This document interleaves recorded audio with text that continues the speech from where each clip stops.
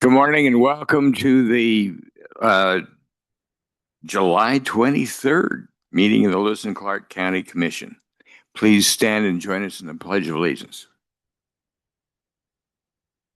I pledge allegiance to the flag of the United States of America and to the republic for which it stands, one nation under God, indivisible, with liberty and justice for all.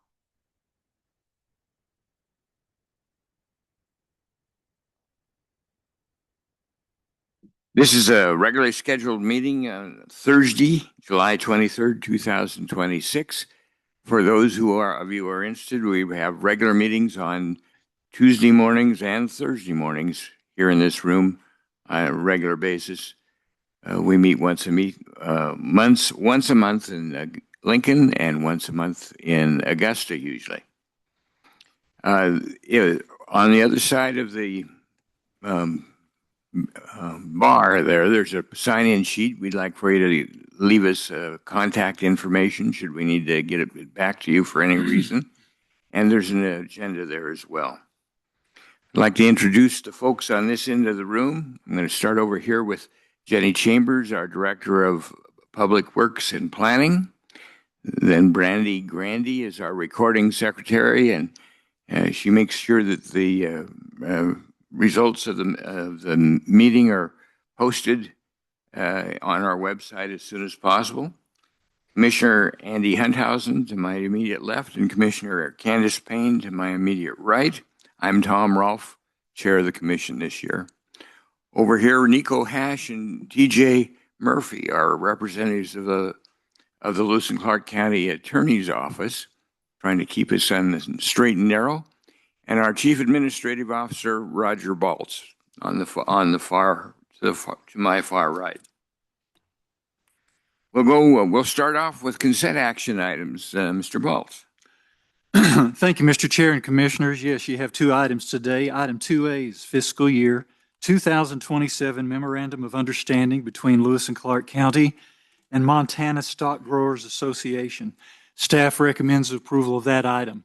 Item 2B on your agenda today is Fiscal Year 2027 Memorandum of Understanding between Lewis and Clark County and Montana Wool Growers Association. Staff also recommends approval of that item. Thank you very much, Commissioners. Are there any questions from the Commission on the consent action items? Any questions? Is there any public comment on consent action items?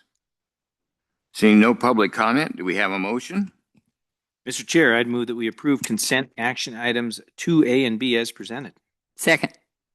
Is there any discussion from the Commission on the motion? Any discussion? Seeing none, we'll move to a vote. All those in favor of approving consent action items 2A and B as presented by Mr. Baltz, please say aye. Aye. Opposed, same sign. Motion passes unanimously. We're going to move on to our regular action items now. Action item 3A is Resolution 2026-81, intent to expend County Title III funds. Ann. Good morning, Mr. Chair, Commissioners. Ann McCauley, Director of Grants and Procurement. Before you today is Resolution 2026-81, intent to expend County Title III funds. This past spring, the county was the recipient of our federal fiscal year 24 and 25 Secure Rural School Act funding.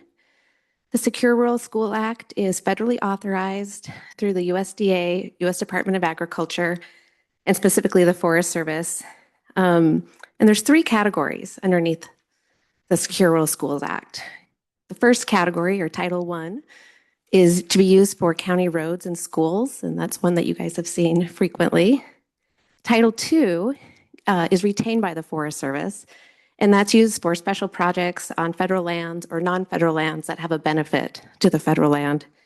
And that's administered through a local resource advisory committee. So our local resource advisory committee is the Helena Lewis and Clark National Forest. And then Title III, which we elect for, is for specific county projects. They have very specific eligible uses for these county funds, but they do include carrying out a community wildfire protection plan, as well as equipment and training for emergency services. The Title III funds have a required 45-day comment period and notification to our local Resource Advisory Committee on the intended use of those funds before we can utilize them. In coordination with the Public Works, Planning, and Emergency Services departments, we propose the following projects for the use of these Title III funds. First is a task order with our procured contractor for fire mitigation, Tri-County Fire Safe Working Group, to conduct 30 home ignition zone inspections, 8 fuel treatment plans, and up to 11 fuel mitigation projects on private properties in Lewis and Clark County. The full proposal of that project is Exhibit A of your resolution. And the second project is to purchase 2 mobile digital reader boards to provide notifications to the public during emergency events in Lewis and Clark County.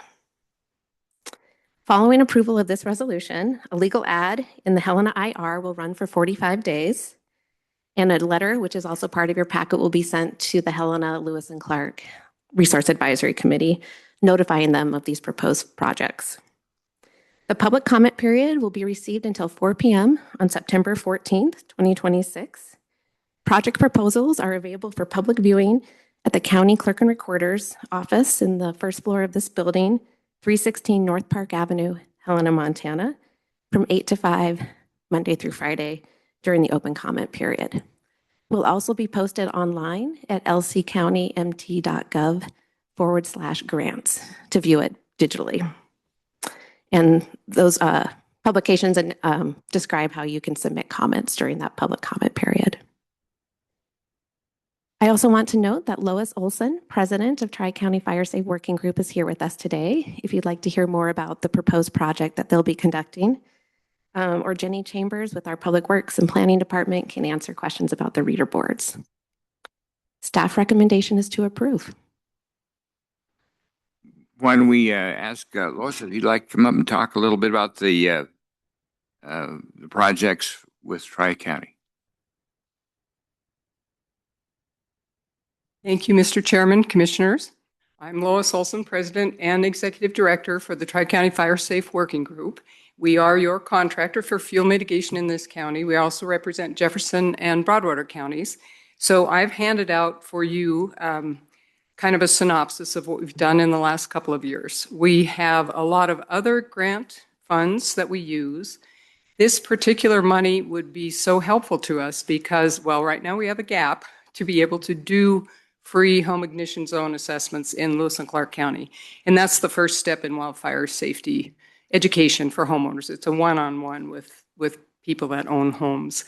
And by being able to do that work ahead of time, we can be very efficient with the rest of the grant funds that we get for fuel mitigation.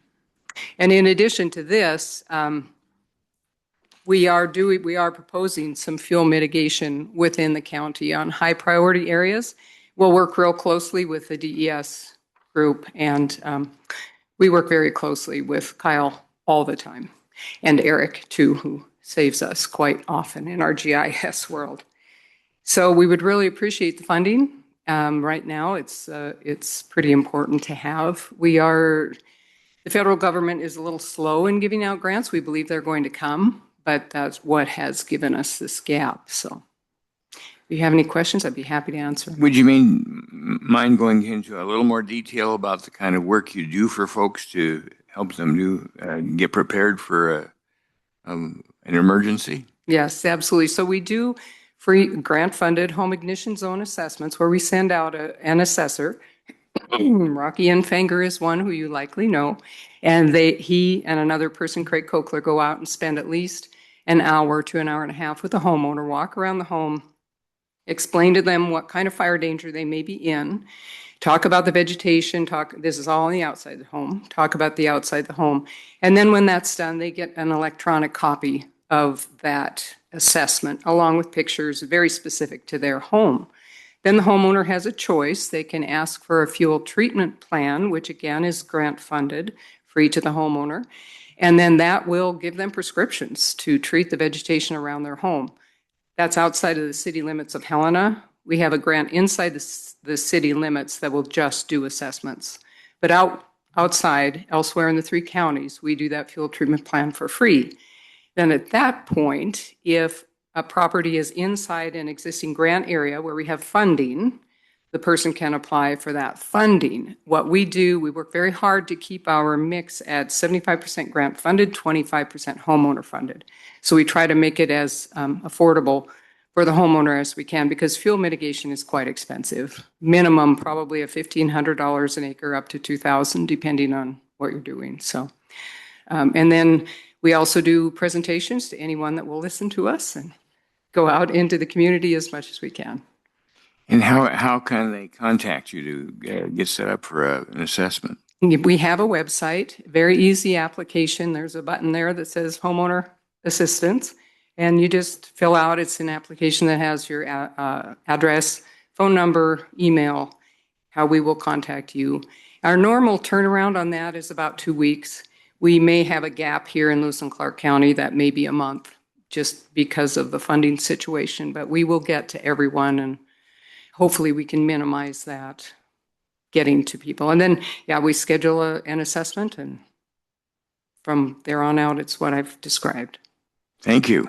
Thank Oh. you. Any other question? Pardon me. There is one more thing that my near and dear to my heart. There is a Firewise demonstration garden out at Montana City Fire Department that is 7 days a week, 24 hours a day, open to the public, free to the public. We have over 140 species out there, plants that grow in our area. We have a bunch of information on our website, again, to try to get homeowners to think about what vegetation would be safer around their home than perhaps a red juniper.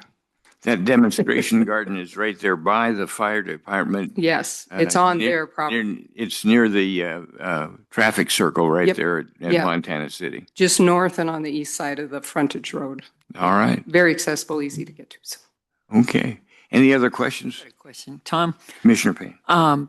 Lois, I've got earlier in your discussion, you were talking about what the homeowner ended up with, and you'd used the term prescription. Yes.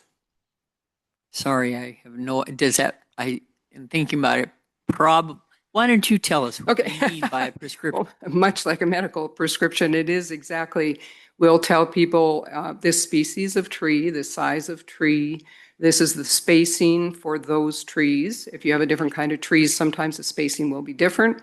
For various sizes of trees and heights of trees, we will prescribe limbing them up certain distances. That's the primary prescription.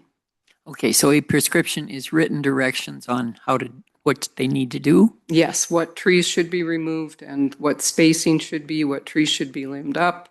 We also we have a list of contractors on our website, also people that we know and trust and have worked with us before that the homeowner can contact. And so for them to be able to work with any contractor, whether it's a person that works with us or anyone else, they'll have this piece of paper that they can say, this is what I want it to look like. So it isn't just go cut my trees. It's never a clear cut. It's definitely a reduction in fuel because we're trying to reduce the ability of a fire to run from crown to crown. That's the purpose. Thank you. Thank you, Wonderful. Commissioner. Any other questions? Mr. Chair, Commissioner Hadhouse. Lois, thanks for being here. Great Thank to you, see you. Commissioner. Just maybe describe for folks the use of the reader boards, and then also just want people to understand that this is a long-standing relationship, the county and tri-counties in different ways. Yeah. But the Title $3, we've been using them this way for a while now. Second year, Yes. we've taken them up again. Anyway, just I want people to understand that it's been a long-standing relationship, and then I think there may be some curiosity about the reader boards and how we might use them best. And the reader boards are probably public Yeah. transportation. But for us, we in 24 we received $5,000. And let me see, I wrote it down and I'm sorry I didn't bring cheaters. My age is showing. We received $5,000 to do home ignition zone assessments.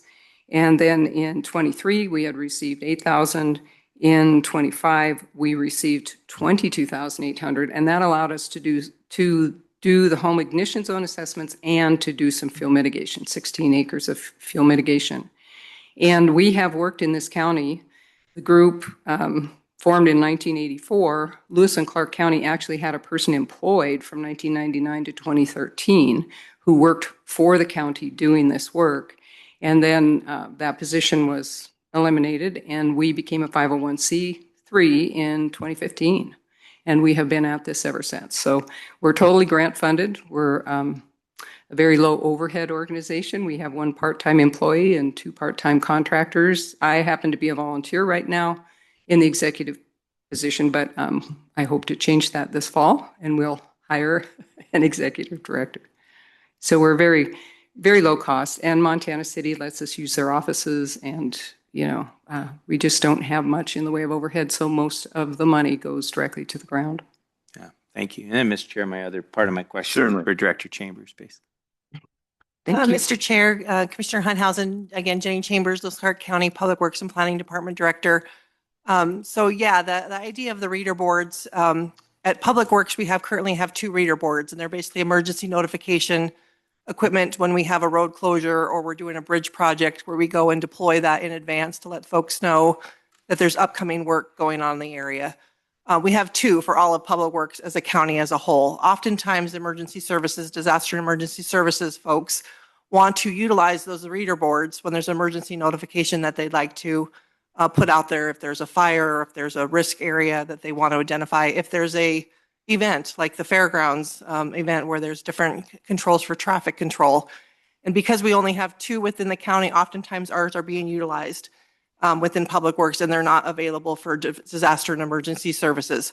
Or we might have a large project like the Craig River Bridge project where we had to rent a reader board to actually get proper notification on that Craig River Bridge closure. So the county does need and we need to have additional resources for notification purposes when it's needed, and also save the cost on renting those if we need to use them and deploy them. So these 2 reader boards will be primarily used for emergency services, but when they're not being used for emergency services, the idea would be that they would be available for Public Works to also provide help with notification when needed. So we're working on a memorandum of understanding between disaster and emergency services and Public Works that will coordinate with other departments on the MOU, so we have a clear understanding of where they're going to be stored, how they're going to be utilized, who's going to manage the resources, and what that looks like long term, so that we effectively utilize the resources, but also understand when they're going to be used in what circumstances, and then who has the primary use of those, so that we don't get confusion and issues along the way as we move forward. So. Thank you very much. Just another indication of the staff of Lewis and Clark County looking for opportunities to save the public tax dollars and using grants to pick up some resources. Not a huge number of dollars, but it all adds up when you look at all the things that we're able to get through our grants and purchasing department and the Public Works Department and emergency services all working together to save the taxpayers a few dollars. Mr. Chair, Yes, go ahead. I hate to do this to him, but Mr. Spangenberger's here, and I'd like to call him up, our GIS expert. Mostly just to thank you, but also to just ask about the involvement here.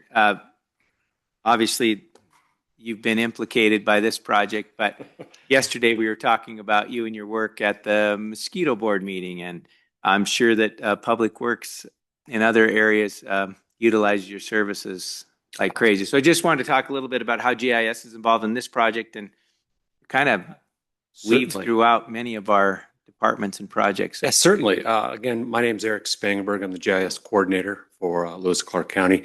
We also support the city of Helena. Maybe what is GIS too? Getting right to that. Yes, thank you. GIS is an acronym. It stands for Geographic Information Systems. So think about anything that has an XY location on the face of the planet. We put it into a digital version representing it. And then, of course, once we have that capability of visually representing information so that it becomes much more clear for us. As humans, we're a very visual entity, and so we like to see things on a map, and we like to see things in a graphic way.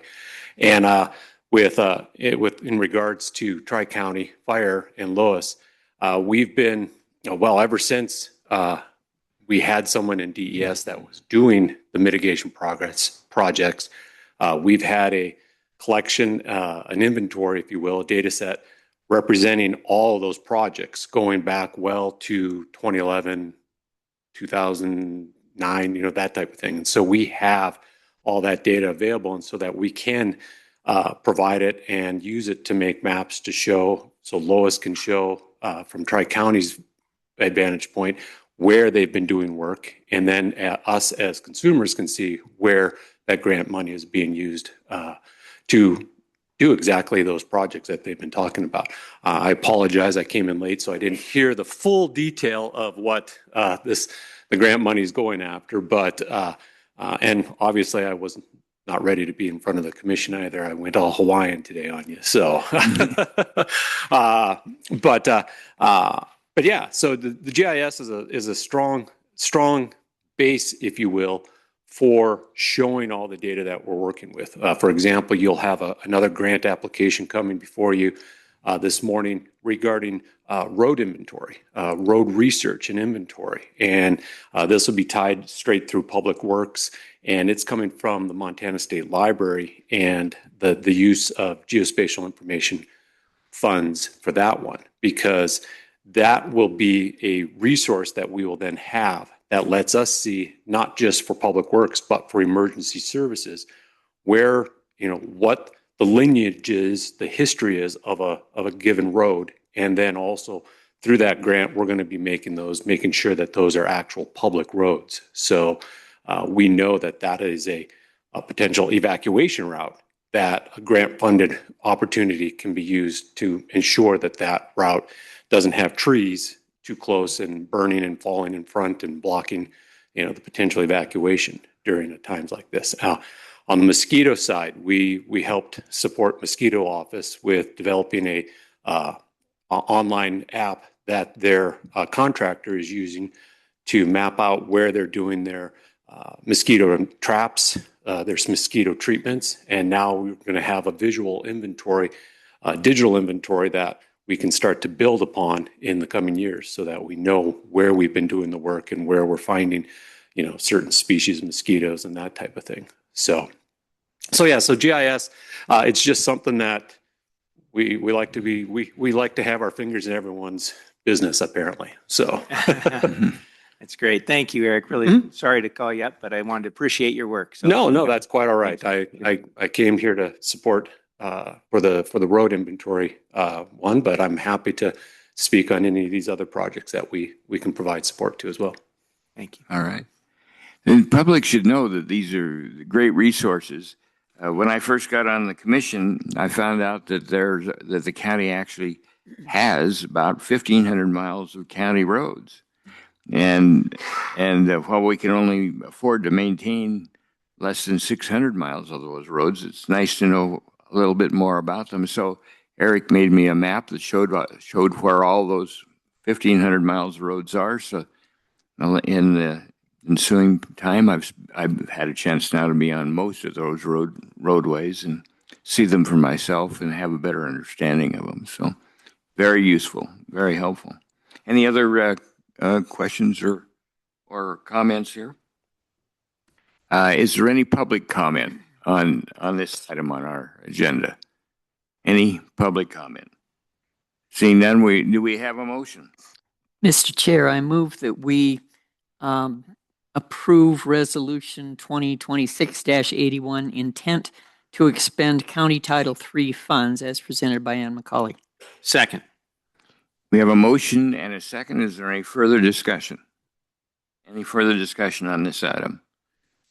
Seeing none, we'll move to a vote. All those in favor of approving Resolution 2026-81, intent to expend County Title III funds as originally described by Ann McCauley, please say aye. Aye. Pose same sign. Motion passes unanimously. Now, action item 3B, interagency agreement between Lewis and Clark County and the Office of Court Administrator. Good morning, Commissioners. For the record, my name is Bob Bussey. I'm the Court Services and Diversion Supervisor for your Lewis and Clark County Criminal Justice Services. The Montana Supreme Court Office of Court Administrator, or OCA, has offered to continue funding the Pretrial Services Pilot Program in Lewis and Clark County through an interagency agreement for fiscal year 2027, an amount of $101,000. The purpose of the pilot program is to maximize appropriate pretrial release while also supporting court appearance rates and protecting public safety. Lewis and Clark County has successfully participated in this statewide initiative since May of 2018. Pretrial service programs are a proven best practice across the United States. They reduce the number of individuals held in detention, often for an average of 9 months, while awaiting trial. Locally, the Pretrial Service Program saves the county approximately $120 per day for each participant, improves court appearance rates, and strengthens public safety outcomes. With an average caseload of 400 defendants, the program generates an estimated taxpayer savings of $48,000 per day. As part of the process, OCA conducts a public safety assessment, or PSA, on all eligible defendants. This evidence-based tool assists judges in determining both the likelihood of appearance at future hearings and the likelihood of remaining law-abiding while awaiting trial. Based on judicial decisions, defendants may then be referred to the Pretrial Services Program, where pretrial officers provide supervision, facilitate compliance with court conditions, and connect participants to community resources. The proposed budget allocates funding for 1 full-time pretrial officer, 0.6 court services assistant, professional training, and direct client support. The total award is $101,000 for the period July 1st, 2026 through June 30th, 2027. With that being said, we request approval of the interagency agreement between the Office of Court Administrator and Lewis and Clark County for the continuation of pretrial services. And I'll remain here for any questions anyone may have. Are there questions from the Commission? Mr. Chair, Commissioner Hanhausen. usually I'm really quiet, shy, but this Yeah, one time I'll say yeah, we know. something. This is great description, but I'm going to put it in layperson's terms. And that is essentially that pretrial services, when a defendant is assigned to pretrial services, essentially it's in lieu of, in many cases, being detained in the detention center. And so they can return home, be in their job, in their home, often saving that job and those kinds of things. And what the pretrial program does essentially is make sure that they show up for court and do not commit another act while they're waiting their time for their court case to come due. It saves us a lot of money because, as you mentioned, it's like $127 a day or some odd number like that to hold someone in the detention center. It's $4 to $6, $8 a day to have someone in pretrial services. So a much better deal. And much of that here is grant funded through this grant fund from Court Services. And we have been one of the 5 original programs. 7 original programs across the state that have been part of this grant funding. And we have been kind of the superstar of the bunch. So according to Court Services and their evaluation of our program and how we're doing, we've gotten really high marks for how our staff has done, number of people we've kept out of detention, the amount of money we've saved. And then ultimately, it's really those outcomes. Are we getting people to their court dates, and are people not committing new crimes? And are we saving space in our detention center so that we don't have to go back to the taxpayers and ask for more space or a bigger facility, those kinds of things. So it's really working. And we've been at this for a number of years. They continue to fund us and want to partner with us. So this is really an important program. And I just want to commend you and the rest of the team for the great work that they do. And also our Criminal Justice Coordinating Council, which is made up essentially of those people that are responsible for the system, the judges and the law enforcement, the politicians as well, that are responsible for the system, they meet and have endorsed this programming and the way that we're working toward trying to reduce the number of people in our detention center and have better outcomes. So really important. Thank you to our judges for believing in the system. For the most part, they've really been in embracing it, and thus we have 400 people on the rolls of criminal justice services, and many of those may have been in the past, may have been in the detention center, keeping them away from jobs, family, those kinds of things, and also having poor outcomes. So we're on the right track. Yes. Grateful for it. I don't know if my comments were on or not, but if you want to add to them, please do. No, that was perfect, and we thank you. Okay. Thank you, Mr. Chair. One of the things that the public might be interested in is the kind of success rate we have through the program. You have any of those figures off the top of your head that might help us understand that? Yes, last count, we had a 92% success rate of people appearing at all their court appearances. And I believe around 80% have remained law-abiding. And this might be someone that's on supervision for a felony, but may commit even just a misdemeanor. So we count that as well, but about 80% of those remain law-abiding. That's pretty good deal, and it saves a lot of money for the county. Yes. All right. Any other questions? Do we have any public comment on this item? Any public comment? Seeing none, do we have a motion? Mr. Chair, I'd move that we approve the interagency agreement between Lewis and Clark County and the Office of Court Administrators as presented by Mr. Bussey. Second. Bussey. Excuse me. We have a motion and a second. Is there any further discussion? Any further discussion? I see no further discussion. Let's move to a vote. All those in favor of approving the interagency agreement between Lewis and Clark County and the Office of Court Administrator as explained by Bob Bussey, please say aye. Aye. Aye. Pose same sign. Motion passes unanimously. Thank you, Commissioners. Thank you for the great work. Next item on the agenda, item 3C, grant agreement between Lewis and Clark County and the Montana State Library. Good morning, Chair Rolfe, Commissioners. My name is Jessica Makus, Special Districts Coordinator for Lewis and Clark County. Before you today is a grant agreement between Lewis and Clark County and the Montana State Library for a grant award through the Montana Geospatial Information Act grant program to support the Lewis and Clark County Road Ownership and Centerline Classification Project. The grant period would begin upon final execution of the agreement through June 30th of 2028. This project will include hiring a consultant to provide historic legal research on the jurisdictional status of roads within the county and verify centerline geospatial data for these roads through right-of-way verification. This project would continue the efforts of the Public Works, Community Development and Planning, and GIS departments to research historic records, including county commission journals, maps, aerial photos, current and past surveys, and right-of-way determinations to gather necessary documentation to declare roads, county roads, as defined through statute, and develop resolutions for review and consideration by the Board of County Commissioners. The county recently completed a project with the same scope on a much smaller scale on 10 of the county's most traveled roadways. The grant is in the amount of $65,000, and in addition to grant funds, the county will contribute a total of $80,000 in match.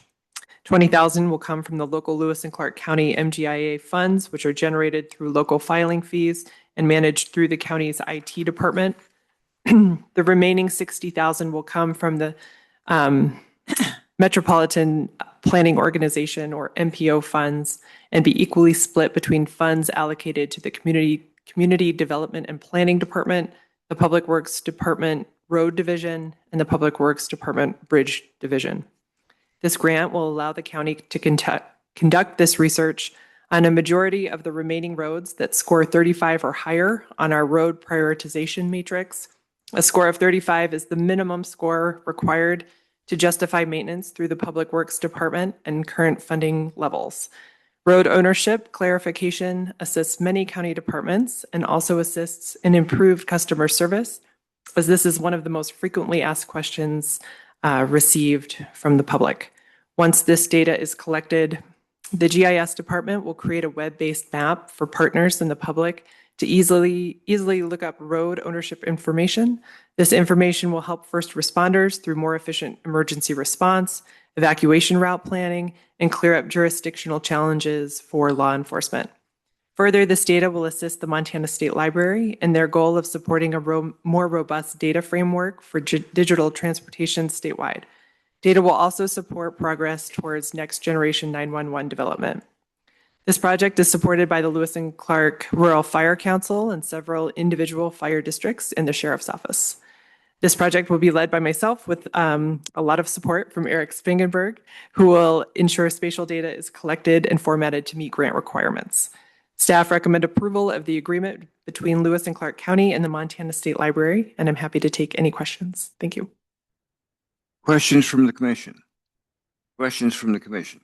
Commissioner Hunthausen. Mr. Chair, sorry, I'm kind of mouthy today, but another really important project, and I guess a little bit about the why you just described it, but maybe a little bit more about that in that it is some of the most often asked questions are in regard to a road. Someone calls, said this road X, and then having problems either with the road or access or a neighbor or whatever. And often, well, at least sometimes, we may not even know the status of that road because it's been there for 100 years or more and doesn't have any records, or we don't know where the records are. So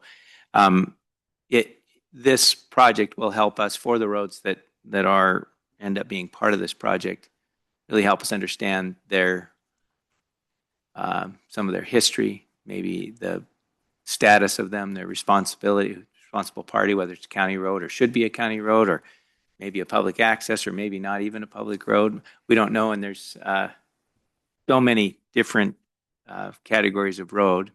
I just a little bit more about the why I think people may be interested, and maybe it'll help us get some understanding from our public that gets frustrated as well, because often our answer is not sure about that. We might have to do some research, or you might have to go do the research yourself because we don't believe that road is in our jurisdiction. So you might have to hire your own attorney, or do your own research. And so it is a complicated thing. Roads are very complicated in our state, and not any of our fault, but this is one way that we're trying to resolve at least some of the questions on some of the roads that might be in our jurisdiction. So, Sure.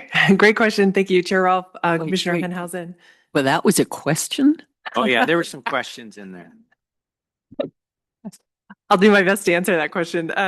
So the why behind it, that's a great thing to talk about today. So as we spoke about already, this is one of the most frequently received questions that the county gets. So the GIS department gets this question, Public Works gets this question, planning department, you name it, across the county. So coming together with a concerted effort by several different departments to do our best to solve part of this question is an important step. We have a lot of history of maintaining roads throughout this county, going back prior to statehood. And as you look at some of those historic journals, all written in cursive to varying effectiveness, it takes a lot of work to look into that history. Our statute says that these roads must be adopted by resolution. So often we have the petition, we have all of that supporting documentation from the late 1800s, but we don't necessarily have that resolution that adopted that road as a for sure county road. So going back and pulling this information together, putting those pieces of evidence in order so that we can review that and pass that resolution and hold those documents then in a more easy to reference way. And then putting that then into that web-based tool that Eric Spangenberg and the GIS team will work on will be a great asset for this county, so that for a huge percentage of those roads, right, that are under the county jurisdiction, that are maintained by the county and have been for 100 years, we can show that with some definitive evidence in a web-based tool that will be accessible not only to staff, but also then to the public. So I think it will be a really nice effort to pull that information together and make it readily available to the public that requests it. Thank you. Would you mind going into the way the road systems are graded, or roads are graded, as far as whether they should be on a higher priority for maintenance and whatnot? That maybe the public would like to know that. That's also a great question. Thank you, Chair Rolfe. I think starting back in around 2019 and prior, this county recognizes that we have a lot of roads that we maintain. A lot of those roads are our main county corridors. Those roads, like Commissioner Hunthausen refers to as everybody roads, right? Those main roads that are pushing a lot of traffic.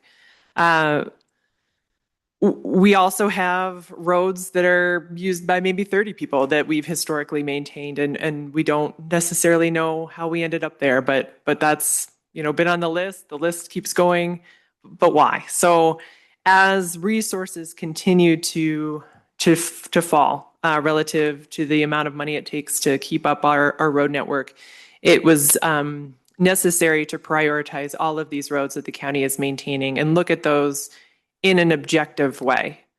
So each road was categorized. It was given an objective road score based on how much traffic is using that road every day.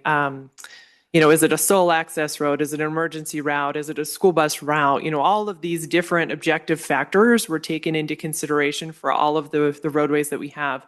And then those roads were given a score, an objective score, so that the county can use that score to prioritize which roads need the most amount of maintenance, the most frequent maintenance, to protect the most of our traveling public. And then which roads at the bottom, maybe are serving relatively few. And because we don't have infinite resources, maybe need to fall off that list and be maintained either through a homeowners association or a county administered rural improvement district if desired. So that effort is our road prioritization matrix that happened in 2019. And that's the guide that we use to determine where maintenance is applied and where it just cannot be applied. And how often do you look at that list and make adjustments? Thank you, Chair Rolfe. That list is referred to fairly frequently. An effort was made in the last couple of years to add new subdivision roads that have been added through the subdivision process to our county. That's generally the way that roads are added.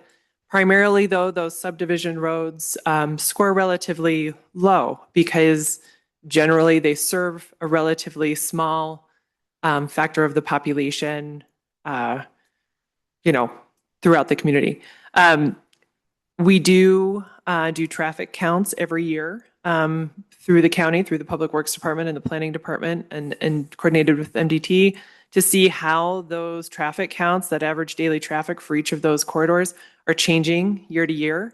That changes a lot with more people coming in, with new locations of different subdivisions or recreation opportunities. So those numbers are put into that matrix as well to make sure that we're adjusting for any of those changes as we go forward.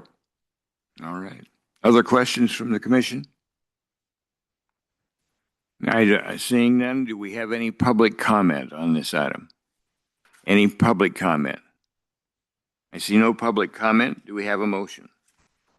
Mr. Chair, I move that we approve the grant agreement between Lewis and Clark County and the Montana State Library as presented by Jessica Makus. Second. We have a motion and a second. Any further discussion? Any further discussion? Seeing none, let's move to a vote. All those in favor of the motion to grant agreement to approve the grant agreement between Lewis and Clark County and the Montana State Library, as explained by Jessica Makus, please say aye. Aye. Aye. Pose same sign. Motion passes unanimously. Next item on our agenda is number 3D, Resolution 2026-78.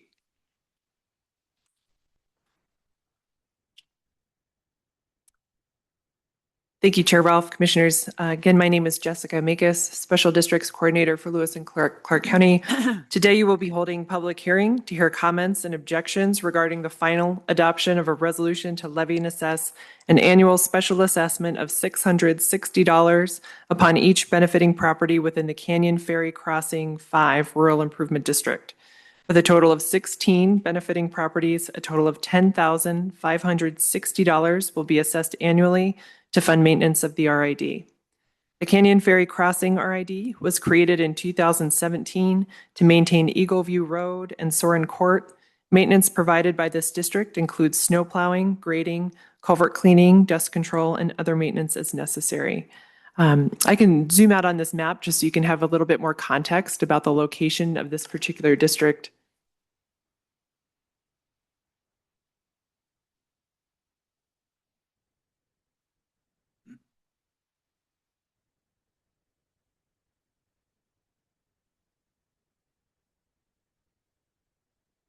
So you can see this district is just located to the northeast of Canyon Ferry Lake, up in that corner there. So a more remote district than our Helena Valley districts, but an important one to consider here.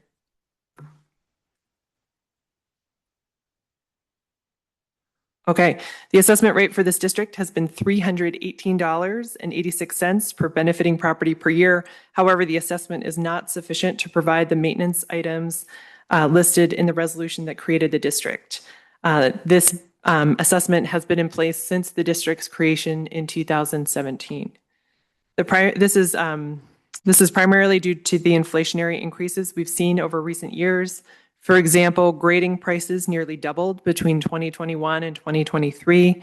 While those grading costs have stabilized, we have to address those increases to continue with the RID if we want to do that. An increase to the assessment will ensure that annual maintenance in Canyon Ferry Crossing RID can be completed as detailed in the resolution that created the district. This is a total increase of $341.14 per property per year, for a total annual assessment of $660 per benefiting property per year. We held an evening public meeting on June 4th at the Tri-Lakes Fire Station and invited all the property owners within this district to discuss this increase and learn more about it. Legal notice of this increase in the public hearing was sent to all benefiting property owners and published in the Helena Independent Record on July 11th and July 18th, 2026. As of this morning, we've received 2 protests. However, they cover the same property. So we consider that as one protest. That represents 6.25% of the district. With that, that protest email has been included in your packet for your review. It's primarily due to the cost, just the cost of the increase, which I think we can all understand. That being said, staff recommend approval of the resolution to levy and assess the district, and I'm happy to take any questions that you have. Any questions from the commission? Any questions from the commission? Mr. Chair. Yes, Commissioner, go ahead. Jessica, thank you. Appreciate the explanations. Very good. Just again, kind of reiterating the why, just that the cost of doing business has significantly gone up. So the 318, and then as you, just kind of your process, as you look forward, what we're going to need annually to cover the costs of, by looking at local and typical prices for these kinds of services and the average number of times it either gets plowed or graded or whatever it might be. That's kind of how you calculate that. And then you're also looking into the future, right? Like a factor. So we don't have to come back every year and do this. Hopefully, it's possible. We look at it annually, but typically you're trying to set the assessment or propose setting the assessment at a rate that will allow for some sustainability over time. Is that correct? Can you just talk about that a little bit? Chair Rolfe, Commissioner Hunhausen, thank you. So with each of our rural improvement districts, we have about 150 now in Lewis and Clark County. Staff look at each of these districts individually. These districts are also administered independently of each other. Each district has its own fund number. When an assessment comes in for that district, it's put into that individual fund, and that money can only be used on that district for the items that are set forth in the resolution that created the district. That being said, staff review the expected revenue and expenditures for each district on an annual basis, and that's how we come up with our recommendations for which districts need an increase or occasionally a decrease. These are not intended to be savings accounts by any means. We want to assess the amount that we need for annual maintenance and nothing more than that. When a district is identified for an increase, we generally schedule an evening meeting to discuss that so that it's a little bit more of an informal opportunity to look at those numbers directly and see why. For this district, as you can see, these are large properties. So when you have this kind of a density, you generally see a larger assessment, right? Because you have generally the same amount of road, but these larger properties mean that fewer people are paying in to maintain that road. This district in particular, the annual grading and then magnesium chloride application, we've just seen the cost for those particular items about double over the last several years. And so that's why we see the need for such a large increase today. When we have those evening meetings, we talk about the options here. So we could reduce the dust suppression, and gravel stabilizing application. That's not popular, but that's an option that we open for discussion. We can dissolve the district. If folks are able to do their own snow plowing or maybe pool their money together for grading as needed, they can certainly take on the control of that maintenance themselves. And we also assist with dissolving districts, just as we would assist with creating a district. That's part of the process as well. Part of our long-term planning, so looking at these budgets in a long-term way, we project these out over several years. That's more critical when we're talking about hard surface districts that need to budget for a chip seal cycle every 7 to 10 years, depending on the age of the asphalt that we're dealing with. It's more of a year-to-year basis with our gravel districts. So that's a little bit steadier because we don't have that big cost associated. But we do want to project that out over a little bit of time and make sure that we're not coming back again and again for more and more. We want to make sure that assessment is appropriate to be a stable assessment over the course of at least a few years. So Thank you. You're welcome. All right. Any other questions? Any other questions from the commission? Is there any public comment on this item? Any comment from the public about this? If you'd like to come up and please state your name, the little green light has to be on the base of the mic, and give your name and make the comment. My name is Matt Iverson. I'm actually here for a different thing, but it brought up some interesting questions. It looks like there's only 16, 17 properties in this district. And you said that you could dissolve it possibly, which is of interest. But I believe she said that there was one comment, which was 6%, which would be about, 1 in 17, 1 in 16. And my question is, how many people are actually year-round living in this area that would actually justify an increase in cost to maintain it, and how much of previous maintenance has actually been done to this area? I mean, we're looking at the cost of maintenance moving forward, but I'd be interested to know what was the cost of maintenance that's already been done, if that's possible. Okay. All right. Thank you. You bet. Is there any other public comment on this district? Jessica, would you like to respond? Absolutely. Thank you, Chair Rolfe. I think Mr. Iverson Okay, Mr. Iverson. There is a process for dissolution if at any point you're not part of this particular district, but you are probably here for a different district. We can talk about that process. It just basically follows the same process as creation, just in reverse, where we would pass a resolution of intent to dissolve a district. Legal notice would go out to all the benefiting properties. If greater than 50% protested the dissolution of the district, we would not be able to dissolve it by law. If less than 50% protested, it would be up to the commission to dissolve that district. And that's the same process for creation as well, just in reverse.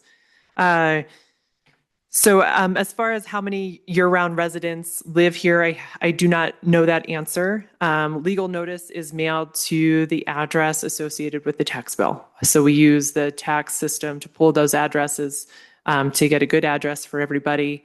And certainly they would have that option to submit written protest even if they were not a year-round resident, so that correspondence could be taken into consideration today for our public hearing purposes.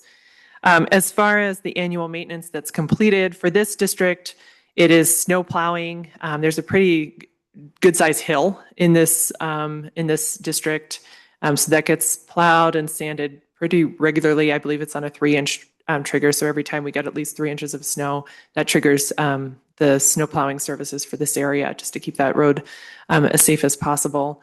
Annual grading is completed, and also that annual magnesium chloride application is also done. Culvert cleaning is included in this one as well to make sure that we have adequate drainage throughout this system. As far as our maintenance items, the majority of our maintenance is done by contractors for our rural improvement districts because our road division is busy with our county roads. So this is procured through various types of procurement depending on what the service happens to be. But we, for grading, for example, have a pool of contractors that we can work with. They have submitted their cost per linear foot to provide grading. The scope of that grading and the criteria required is all set up in that solicitation to procure that work, so that standard is held. Once work is completed, that work is invoiced to us. We keep electronic copies of all of the invoices associated with all of the maintenance work in all of our rural improvement districts. Those are categorized by year, so that's a very simple thing to pull. We also maintain a cash flow statement showing annual revenue and expenditure over the years for every year that district has been in creation. So that information is available to the public at any time. I am a big believer in those electronic invoice records because instead of sending a staff person to the basement of this building to sort through years of invoices, we have that and we can just send that through a simple email. So that is all information that is public and available to anybody. Mr. Chair. Commissioner Hunthausen. Yes, just a question that came up for me as from the public comment there is, when we create these districts, typically we look at what we call benefiting properties. So those properties that would be within the proposed district boundary that would benefit from the service, correct? Mm-hmm. Right. And so we don't determine who's there all year or who's there 2 months a year or who might use it 10 times a day or 3 times a day. It's there. This is a benefiting property within this district. And so typically now when we set them up, everybody within that boundary, typically they all contribute to the effort, whether they're using it once a day or 10 times a day, correct? Mr. Chair, Commissioner Hunthausen, that's absolutely correct. So this particular district was set up after subdivision creation, and those benefiting properties were determined at that time through the subdivision process. For any other rural improvement district, though, that's considered, that's absolutely what we do, right? We look at who benefits from that roadway, from that improvement, and from the maintenance on that improvement. And that's who is assessed directly for the expense of that maintenance. We really have no way of assessing based on use, like you referred to. We can't set up tolls, to figure out exactly how many times anybody is driving on any given road at any point. What we have is a program that's guided by state law. And so that law provides us with several different assessment mechanisms. One of the districts we'll consider later today is assessed by square footage that abuts the road improvement and maintenance thereof. You can assess by taxable value of the property, which when you're considering single-family residential homes, it's generally not very equitable. It's better to divide that equally based on the equal use of the road. We don't have a toll option in that state law, so we have to work with what's available to us in that regard. Thank you. Jessica, just to kind of reiterate, the new proposed amount of $660 a year per property is that comes out to $55 a month for each property to contribute toward it, if my math is right. Is any indication of, I think you said just one property was objecting, and this is right? Mr. Chair, correct. One property submitted protest. I think both owners of the property submitted separate protests, but it represents one assessment for this particular district. So over 90% of the property owners have not protested, and you are assumed to be in support of it. Mr. Chair, that's correct. Okay, thank you. Any other questions? Just try once more. Is there other public comment? Other public comment. Do we have a motion? Mr. Chair, excuse me. I move that we approve Resolution 2026-79 to levy and assess the Evergreen Estates Rural Improvement District number 1994-4 as presented by Jessica Makus. Commissioner Payne, did I think get this is the 78, the one before that, D. We're on 70. D. Item D. Okay. D, yeah. Let me rephrase that, if you will. Mr. Chair, I move that we approve Resolution 2026-78 to levy and assess the Canyon Ferry Crossing Rural Improvement District number 2017-7 as explained by Jessica Makus. Second. We have a motion and a second. Is there further discussion? Seeing none, we'll move to a vote. All those in favor of approving Resolution 2026-78 to levy and assess the Canyon Ferry Crossing Rural Improvement District number 2017-7, as explained by Jessica Makus, please say aye. Aye. Pose same sign. Motion passes unanimously. Next item on the agenda is Resolution 2026-79 to levy and assess the Evergreen Estates Rural Improvement District number 1994-4. Thank you, Chair Rolfe. Commissioners, again, my name is Jessica Makus, Special Districts Coordinator for Lewis and Clark County. Today, you will be holding public hearing to hear comments and objections regarding the final adoption of a resolution to levy and assess an annual special assessment of $54 upon each undeveloped benefiting property and $270 upon each developed benefiting property within the Evergreen Estates Rural Improvement District. With a total of 59 benefiting properties, a total of $14,202 will be assessed annually to fund maintenance of the RID. The Evergreen Estates RID was created in 1994 for improvement and maintenance on Douglas Circle and Jack Pine Road. This district is located at the very top of North Montana Avenue, just before its terminus. Maintenance provided by this district includes snow plowing, sanding, grading, gravel maintenance, culvert cleaning, signage, and other maintenance as necessary to preserve the road improvements. The maintenance assessment has been $42 per undeveloped property and $210 per developed property per year. However, the assessments are not sufficient to provide the level of maintenance outlined in the resolution that created the district. An increase to the assessment will ensure annual maintenance in Evergreen Estates RID can be completed as detailed in the resolution that created the district. This is a total increase of $12 per undeveloped property and $60 per developed property per year, again, for a total annual assessment of $14,202 per year. An evening meeting was held to discuss the increase with residents at the West Valley Fire Station on May 20th. Legal notice of the increase in this public hearing was sent to all benefiting property owners and published in the Helena Independent Record on July 11th and July 18th, 2026. As of this morning, no written testimony has been received. Staff recommend approval of the resolution to levy and assess the district, and I'm happy to take any questions. Thank you. Any questions from the commission? Mr. Chair. Commissioner Hunthausen.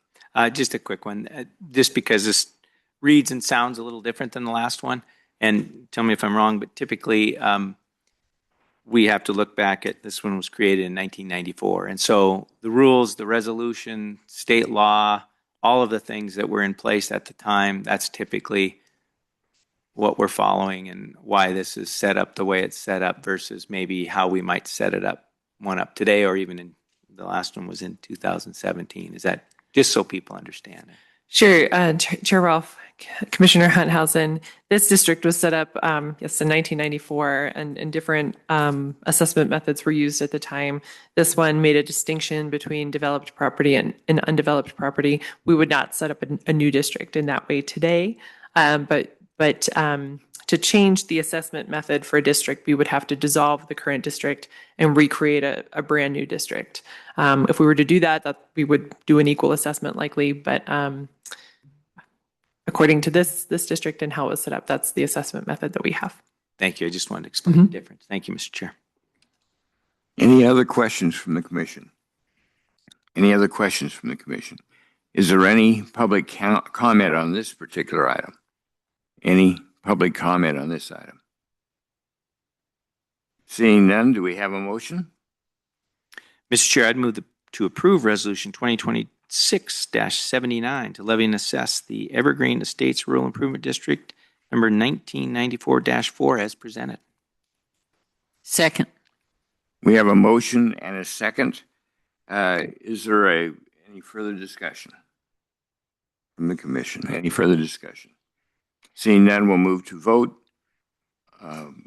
All those in favor of approving Resolution 2026-79 to levy and assess the Evergreen Estates Rural Improvement District number 1994-4, as explained by Jessica Makus, please say aye. Aye. Aye.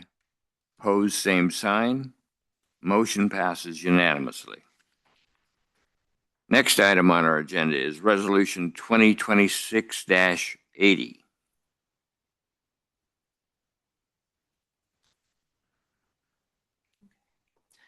Thank you, Chair Rolfe. Commissioners, again, my name is Jessica Makus, Special Districts Coordinator for Lewis and Clark County. Today, you'll be holding public hearing to hear comments and objections regarding the final adoption of a resolution to levy and assess an annual special assessment of 0.02728 cents per square foot, or an average of $345 upon each benefiting property within the Treasure State Acres Rural Improvement District. With a total of 352 benefiting properties, a total of $121,470 will be assessed annually to fund maintenance of the RID. The Treasure State Acres RID was created in 1987 to maintain Buffalo Road, Woodchuck Drive, Snowshoe Drive, Porcupine Drive, Badger Drive, Prairie Drive, Cougar Drive, Red Fox Drive, Mustang Road, Bobcat Drive, Appaloosa Drive, Cayuse Road, Kodiak Road, Otter Road, Wolverine Drive, Bighorn Road, Ponderay Drive, Beaverhead Drive, Mineral Road, and Glacier Drive. This district obviously has a lot of roadways and covers over 5 miles of road, I believe, in this particular district. Maintenance provided includes surface sealing, snow plowing, sanding, resurfacing, drainage control, and other maintenance as necessary. The assessment rate for this district has been 0.016472 cents per square foot, or an average of $206.30 per property per year. However, the district is projected to have a shortfall for the maintenance included in this district. To be clear, we're talking about just the road maintenance in this particular district. An increase to the assessment will ensure annual maintenance and Treasure State Acres RID can be completed as detailed in the resolution that created the district. This is a total increase of an average of $138.70 per property per year, again, for a total assessment of $121,470 per year. This information was presented at the spring HOA meeting for Treasure State Acres. Legal notice of the increase in the public hearing was sent to all benefiting property owners and published in the Helena Independent Record on July 11th and July 18th, 2026. As of this morning, no written testimony has been received. Staff recommend approval of the resolution to levy and assess the district, and I'm happy to take any questions. Thank you. This district is assessed a little differently. Could you maybe go into what the difference is and whatnot? So this district was originally created in the late 80s, and at that time, this district was assessed by the square footage of the property abutting the improvement and then the maintenance on that improvement. So again, a different way to assess. I think it gets to some of the different property sizes potentially in the district. But that's, again, like we spoke about for our last item, this is a different assessment method that is available to us per statute, and that was what was selected at the time this district was created. It's a little bit unclear, so I try to put those averages in there so that we can understand more of that dollar amount, because a fraction of a cent is difficult, but that's what we have. And another thing here is this one does a little bit different level of work than some of the others we've been discussing today. Chair Ralph, that's a good thing to point out. This is a hard surface district, so these roads are paved with asphalt, and so we have an asphalt maintenance district. So when these roads were initially put in, asphalt obviously requires a different level of maintenance than our gravel roads. So we have things like crack sealing, pothole patching, and then that chip seal cycle and asphalt repair here. So a higher cost area for sure with the asphalt roads that have to be maintained. But also we're talking about a very large area and a lot of road network. So it's a little bit different than the districts that we looked at previously this morning. Other questions from the commission? Other questions from the commission? Is there any public comment on this item? Yes, if you'd like to come forward and please state your name, and let's make sure that the little light is on green so that the microphone is on. It's on. My name is Daryl Cheek, Cheek, resident of Treasure State Acres for 34 years. Waste and abuse. She talks about the chip sealing that was done for the pavement out there. It was predicted to rain the day that they did it. It was gonna rain that afternoon that they did it. They did it anyway. The chip sealing didn't take and didn't last. Waste. Crack sealing. I went uptown and got the same color paint that they used to mark the cracks and mark the rest of the cracks in front of my house. Didn't do much good anyway, because they only put a little sliver of the tar in it and it pulled away from both sides, not just one side. Go out and look at the job that was done. What a waste of money, waste of time. And then they come along and they spray the weeds in the cracks, which keeps them from growing and spreading the asphalt and deteriorating it. Snow removal, she said a 3-inch trigger. Well, 3 inches is good, but if it's going to be 50 degrees the next day, you probably don't want to plow every little cul-de-sac in there, and it happens all the time. Waste of money, waste of time. They could just plow the main roads where the traffic goes, but, the French drains out there fill with grass, and they spend so much time and money. And the RID, it's not just a road improvement district out there. This time it is rural improvement. So some of this money is going to be wasted on their French drains that fill up with grass every time somebody mows their lawn and lets it blow out onto the asphalt. You know, it's kind of funny if you go into Treasure State and you come off on Beaverhead there, all nice new pavement all the way around that temple. I remember when we were building on my buddy's garage, the president of the HOA come over and he said, "Oh, boys, we got a little problem here today." He says, you're building this a little tall. And I went and got a copy of the HOA rules and it said 40 feet. I told him that we could put another whole floor on and have a peaked roof and be under the 40-foot. I wonder how they got their temple in there. Seems to be a little over 40 feet. The problem with raising our RID out there is they just waste the money they spend. I don't mind them spending money, but they waste it every time they spend it. Enjoy your day.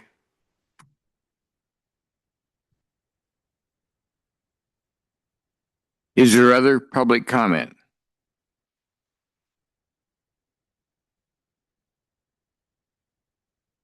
Again, please state your name.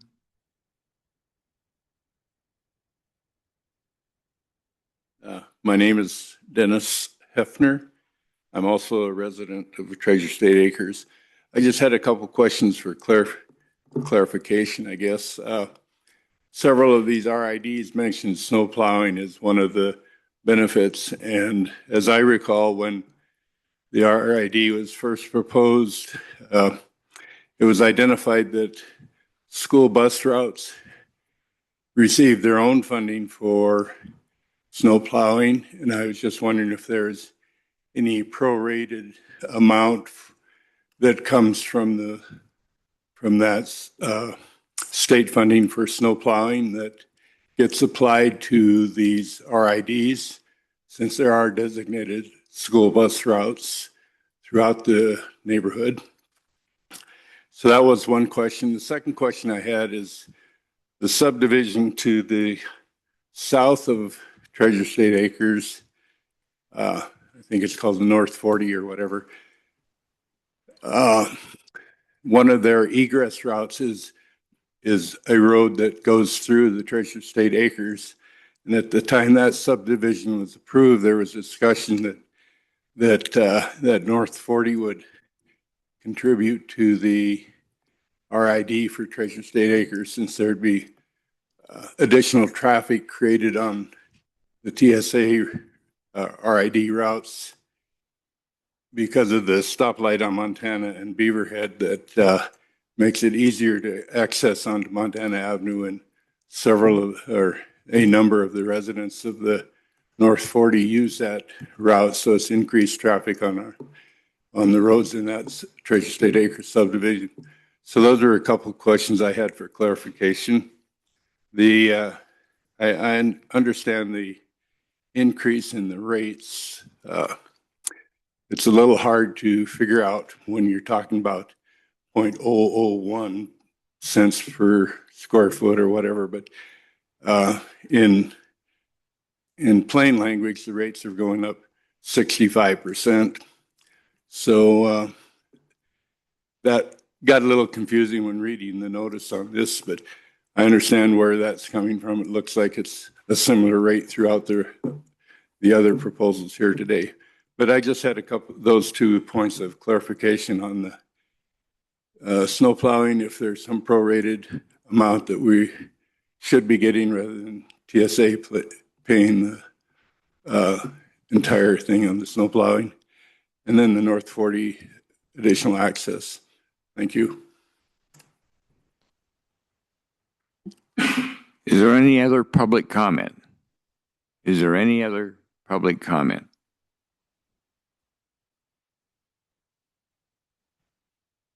Hello again.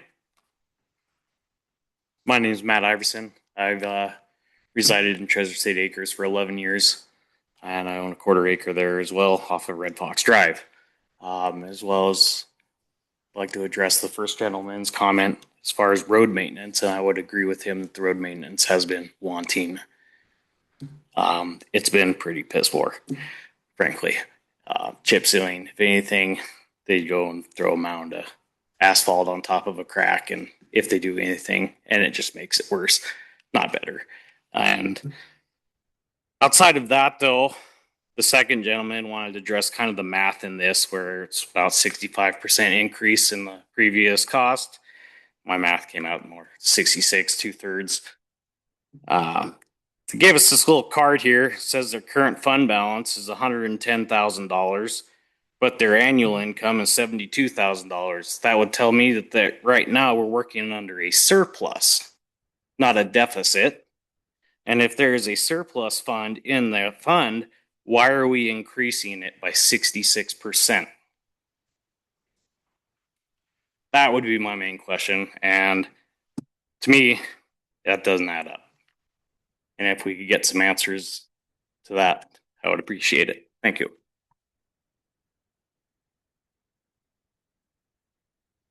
Is there any other public comment?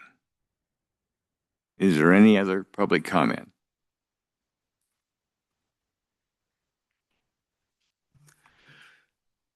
Good morning, Chairman and members of the commission. My name is Steve Shirley, and I'm the president of the Homeowners Association in Treasure State Acres. And maybe I can address a few of these questions. I think I forgot to bring up the sheet.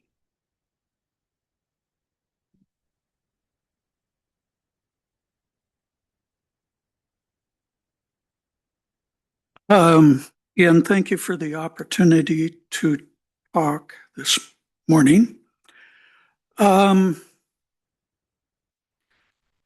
wanted to note that the last time that the county increased our RID fees was back in 2015, I believe.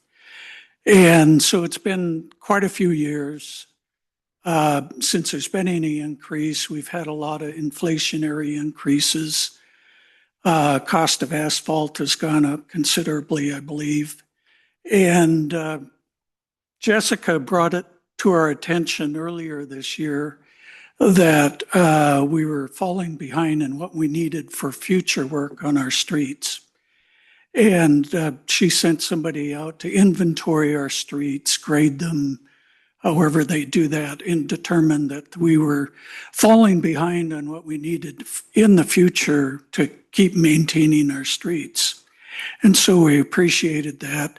Jessica made a presentation to our homeowners meeting this spring, I think it was May 12th, and laid out the same things she did just a bit ago.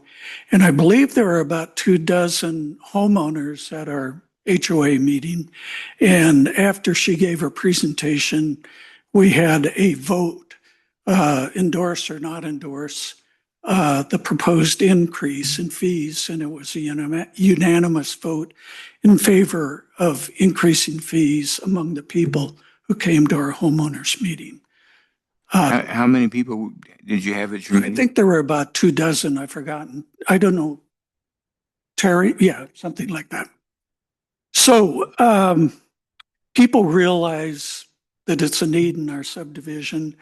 I think I have to give a little bit of history to explain some of the reaction. I think some of the concerns may be valid, but it sounds as though we rely on the county to come in and do maintenance work, chip sealing, crack sealing, all that sort of thing. And they've got a lot of streets to deal with in the county.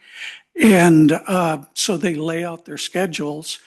And sometimes the weather, I believe, plays havoc with what they're doing. And anyway, one of the things that complicates this discussion in Treasure State Acres is that we've had a lot of problem with storm water runoff that kind of plays havoc with some people's properties. And in Treasure State Acres, it basically tilts from the southeast end, that's the high southwest end, toward the northeast corner of the subdivision. And so when we get these big storms like we got one last week that dropped a lot of rain on us all of a sudden, it all or most of it tends to flow toward that corner. And so we've got some properties at that northeast corner, particularly on Cayuse Road and Buffalo Road. Cayuse, I think, is where, or not Cayuse, excuse me, Cougar is at the very east end of the subdivision. So we have a lot of water suddenly descending on that part of the subdivision, and it tries to drain out basically to the interstate. And we've got a pipe, and I'm not sure, I think it's like 8 or 10 inches large, that starts at the intersection of Buffalo and Cougar, and it tries to drain most of that water out to the interstate. And in the past, I haven't personally, but some people in the Public Works Department, I believe, and on behalf of the subdivision contacted the state to try to get permission to expand that pipe. And they basically say, no way. We have been able to dig it out on the end of the pipe that's right next to the interstate, kind of make the depression a little bit more favorable for water coming out, but that helps some, but not as much as we'd like. Another big problem is there's a grate at the intersection there that takes the water from the subdivision out to the interstate. And for example, the other night when we had the big storm, I drove down there and looked, and it looked like the grate, the pipe, and so on was taking most of the water that had pooled up. There's quite a pool of water, taking that out to dump it on the interstate right away. But then I was contacted by the homeowner that gets really hammered by this floodwater, who said after that, the grate plugged up because there's so much tree limbs, leaves, grass clippings, so on, that come down Buffalo, come down Cougar. They end up at that intersection, and it plugs up the grate. And so one of the things we've talked about is, can we improve the grate so it doesn't plug up and it gets all the water out onto the interstate? Because what happens now is, like, after I said I'd stopped there the other day, after we left, I guess the grate plugged up, a whole bunch of water came down. The homeowner living at the north end of Cougar said that they got like 4 inches of water in their yard, driveway, and in their garage. So that's a problem that we've talked to the county about dealing with. A few years, this has been an ongoing problem. So a few years ago, we hired Great West Engineering to do a study of how we can deal with this stuff. They came up with a plan to put in these large chambers under some of our streets, and they estimated it would take care of like 2/3 of the storm water runoff when we get these big storms, which would have been good. But the price on it was like $1.2 million, which is a considerable amount of money for our subdivision. We circulated petitions, got a bunch of people to sign them. We were going to bring that proposal to the county, but during the course of that, we got a lot of feedback as well from residents of the subdivision who said, wow, this is really going to cost me too much. A lot of people on fixed income, that sort of thing, has said, it's just hard for me to pay what we pay now. So we thought, well, maybe we should go back to the drawing board. There's a engineer who lives in our subdivision. His name is Mark Peterson. He specializes in storm drain work. So we set up a committee, worked with him. He came up with a plan that would have called for improving the grate at Buffalo and Cougar, and also expanding some of the French drains, primarily on Buffalo. And he projected, I think, the cost at $200,000 to $300,000. So we've been working with the county on this plan in recent months. Earlier this year, they told us they were concerned that it wasn't as cost effective as the Great West plan, which is a legitimate thing. You wouldn't get as much bang for the buck. And yet, I guess we were hoping that, well, maybe it would be enough at a reasonable cost for our taxpayers, homeowners, and we could solve the problem with that.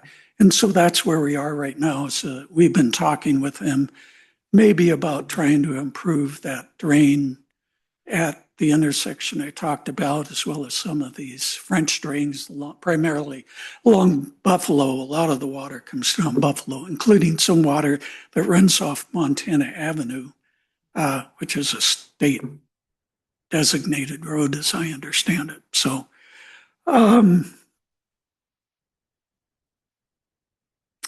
anyway, I guess that sums up. We do support this. We hope it's going to work. We've been working with the Public Works Department. They've been very good to work with, by the way, in recent years. You folks have made some improvements there that have really helped keep them on top of things and work with us. But still, this is a long running problem that we still need to find a fix for, and we're hoping that additional money in our RID fund can help resolve the issues we're facing. So I'd urge you to support it. Thanks for your time. If you want to say something more, we'll ask you to come back forward and put it to. Yeah, Mr. Iverson, by the way, I just remembered Mr. Iverson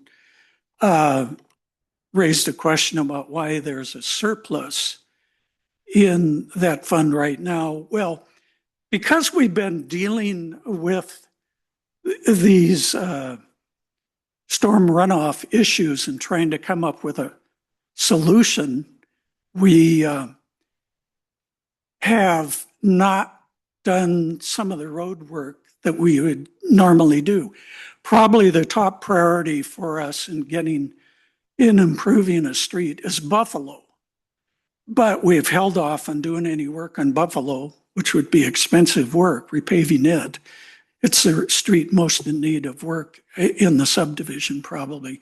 We haven't done anything there because we've been tossing around these ideas of improving the drains. And if you improve the drains, you tear up the street. Well, it hasn't made any sense to us to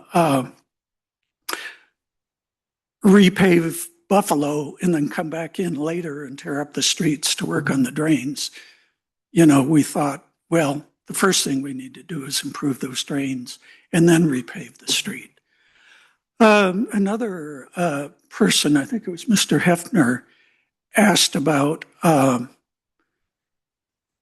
what happened with the 40 degrees north money.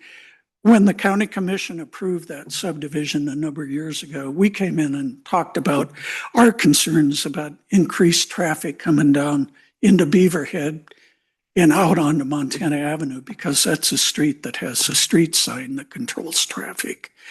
And the county commission, when they approved 40 degrees north, said, developers, you're going to need to put money into a fund to help for improvements down the road on Beaverhead because we expect impacts. And that's in fact what happened I can't remember, it was 2 or 3 years ago.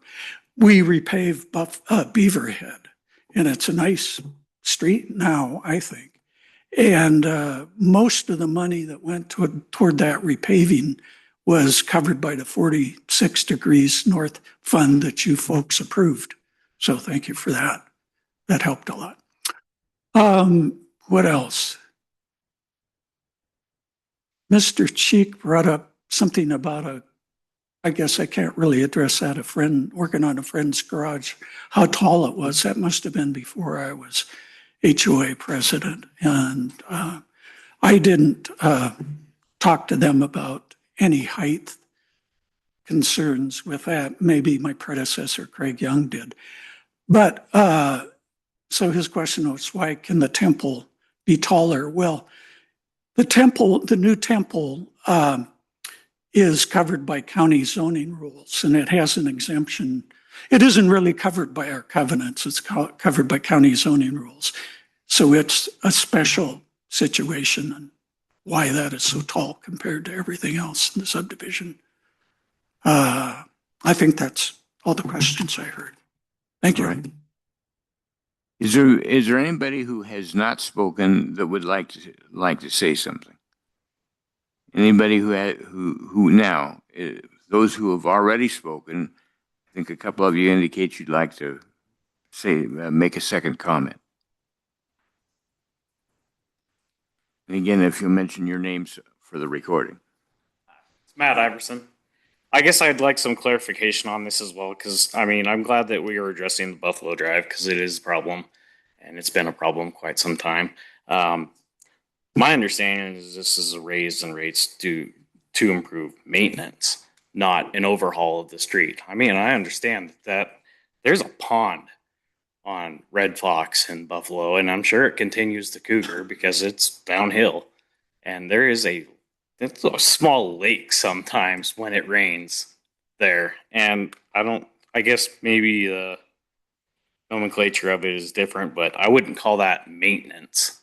I mean, you're talking a complete overhaul in the area to improve the drainage and the road there. This road is beyond maintenance. It's an overhaul. So if this is including that, I mean, that might, justify a large increase or at least a one-time fee for the homeowners in that area. But 66% for a maintenance cost is different, in my opinion. And then as far as the 24 homeowners that unanimously voted yes, you've got 24 out of 352 properties in the area. That's your 6%. Thank you. Is there anyone who'd like to make a second comment?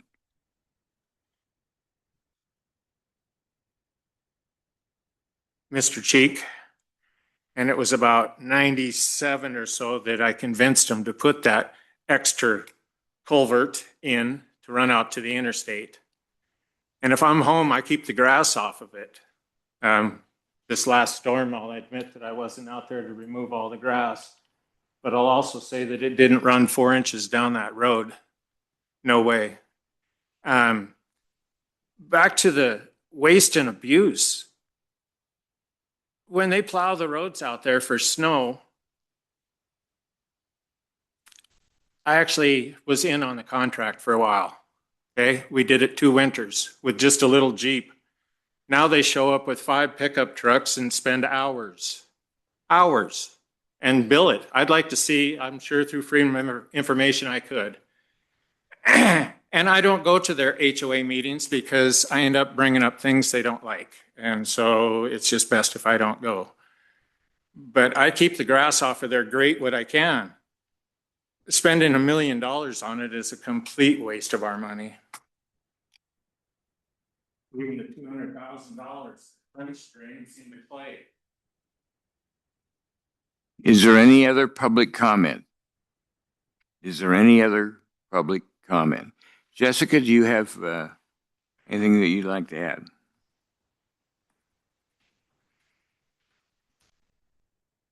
Thank you, Chair Ralph. Commissioners, I think Mr. Shirley did a nice job addressing a lot of those questions that were brought up through the public comment. I will say a couple things just to add. Mr. Shirley did a nice job summarizing the contribution from 46 Degrees North, that subdivision to the south. When that subdivision was going through, they did have to do a traffic impact study, just as any subdivision has to, and the pro rata share to bring the roads that would be impacted in Treasure State Acres up to county standard. The pro rata share from that subdivision was added into an account, and that was used for an overlay on Beaverhead Road. So the majority of the money in that fund came from that contribution and that improvement that was able to happen through the addition of that subdivision. Mr. Shirley also talked about the stormwater situation in this subdivision. It's significant. And this subdivision was created, I think, in the 70s before stormwater had to be controlled on site. If this subdivision were to be created today, there would be drainage ponds and all kinds of storage infrastructure included. But at the time it was created, it didn't require that. So that's a challenge that we face today. And Mr. Shirley summarized the drainage pattern absolutely correctly, right? It's coming from that southwest area and just it ends up in the northeast. So where the stormwater is being generated is not where it ends up, right? It all pushes to one area, which is a challenge to mitigate, I think. The plan that Great West put together would have controlled 100% of that stormwater, and the full plan was more like $3 million, I believe, at the time. What we did is work with Great West to say, okay, well, there's no way we could ever put something like that together. How could we prioritize some of this to control as much drainage as we could for the dollars spent? So that's where we came up with a project for roughly, I think, around 1.2 million that would have controlled about 66% of that water. At that point, we put that into a petition document for the neighborhood to circulate. I think it came to around, I want to say somewhere around $340, $350 per property per year to fund that kind of an improvement network to control most of that water. And Mr. Shirley summarized that. I think it got around to that 20% point in that petition, but that was not sufficient with that kind of a dollar amount to pass into a new rural improvement district for that kind of an improvement at that time. We are looking at other ways we can work within our existing district as drainage control is included in the maintenance part of this district to make sure that we can control that drainage to some extent through this existing district to also assist in preserving the hard surface roadway that's impacted by that stormwater. And that is, as we've discussed, a big challenge for this area. As far as the snow plowing for this particular district, each district is maintained a little bit differently. We work with HOAs or other points of contact in each district that we have to kind of set up what that trigger point should be. And that really is different per RID. And that's one area we do try to be a little bit flexible in. The district to the south likes it plowed, every inch that hits. And they have an assessment that's set so that service can be performed at that frequency. Treasure State Acres is set up a little bit differently where the main routes throughout the district that kind of everybody has to funnel out to, those are plowed more frequently than those cul-de-sacs. That's how it's set up right now. The contractor that we have for that particular district also happens to live there. He went through our procurement process when we set up our pool of snowplow contractors, but he is a resident, so he happens to also pay into the RID as a property owner and adheres to those trigger points. To that point, again, you don't even have to go through a FOIA for that information for the financial piece for our snow plowing. All of those invoices are available, and that cash flow statement is also available. Just upon request, we can email that happily. Let's see. I don't believe this area has been identified as a bus route through our school district. The county meets with the school district each year to identify where those main bus routes are, and the county generally provides the plowing for that. I don't believe there's, not to my knowledge anyway, and somebody else might know if there's a state subsidy for that. I don't believe that there is. I think the county just takes it on as part of their plow route. But to my knowledge, a route does not exist here. But the county does have an annual meeting with the school district to identify those areas and identify any change that's happening there. Let's see. As far as the funding, I think that's a big one that we should cover here. When we look at our annual budgeting process, the revenue, expenditure, et cetera, we're looking at, in this case, aging roadways. So that patching cost, I want to say last year, patching throughout the district was somewhere around $20,000. When we look at our next chip seal cycle, which is coming within the next few years, that cost is over $300,000 projected. So when we look at a healthy balance of $100,000, let's say in our current balance, when we take into account the annual maintenance pieces, the crack sealing, the snow plowing, the pothole patching, keeping those roads up, and then we factor in that chip seal cycle every 7 or 8 years, we're accounting for that in the future so that we don't get to that year where we need that chip seal cycle and, oh, well, we're $200,000 short. We want to make sure that we're assessing an appropriate amount now so that we don't have to face an even larger increase in the future or get to a position where we would have to take a loan to do that work and pay back interest and all of that. So, there's with the life of asphalt, as you maintain that steadily through time, you can apply that chip sealing and bring that condition almost right back up to where it started, right? And you can kind of do that through time until you reach the functional life of that particular asphalt. And I think that's probably where Buffalo is at this point, and something that's going to have to be addressed through more of an asphalt overlay rather than continuing to patch or crack seal or chip seal. And we deal with that as well through Public Works and offer options for that as well as we go. But when we think about chip sealing, for example, and projecting that cycle into our overall long-term planning, that's where we definitely want to see that fund reflect that future projection to make sure that we have the money available for something like that. As we, just for example, between 2020 and 2021, we saw chip seal costs increase by 154%. So that doesn't really align with the inflation that we've seen in all of our other markets. Oil and oil-related products went up massively, and there's no long-term projection that I've seen that can project that kind of that could weather that kind of an impact. The last time this was increased was in 2015. So we're dealing with the increase in costs for this type of maintenance in the best way that we can. Let's see. I think I'll leave it at that. I'm happy to follow up with financial information for those who would like it. There's a phone number that's associated with that notice that goes out. I can give anybody a copy of my card too, so that we can follow up and make sure that people get the information that they're requesting. But I do think it's important to stay on top of these assessments if we want to continue with the RID model, which again, we've been over that this morning already. We don't have to. If an HOA were to take that on, or somebody else wanted to go through more of a private maintenance function, we can certainly assist in dissolving that RID as well. Thank you. All right. Other questions from the commission?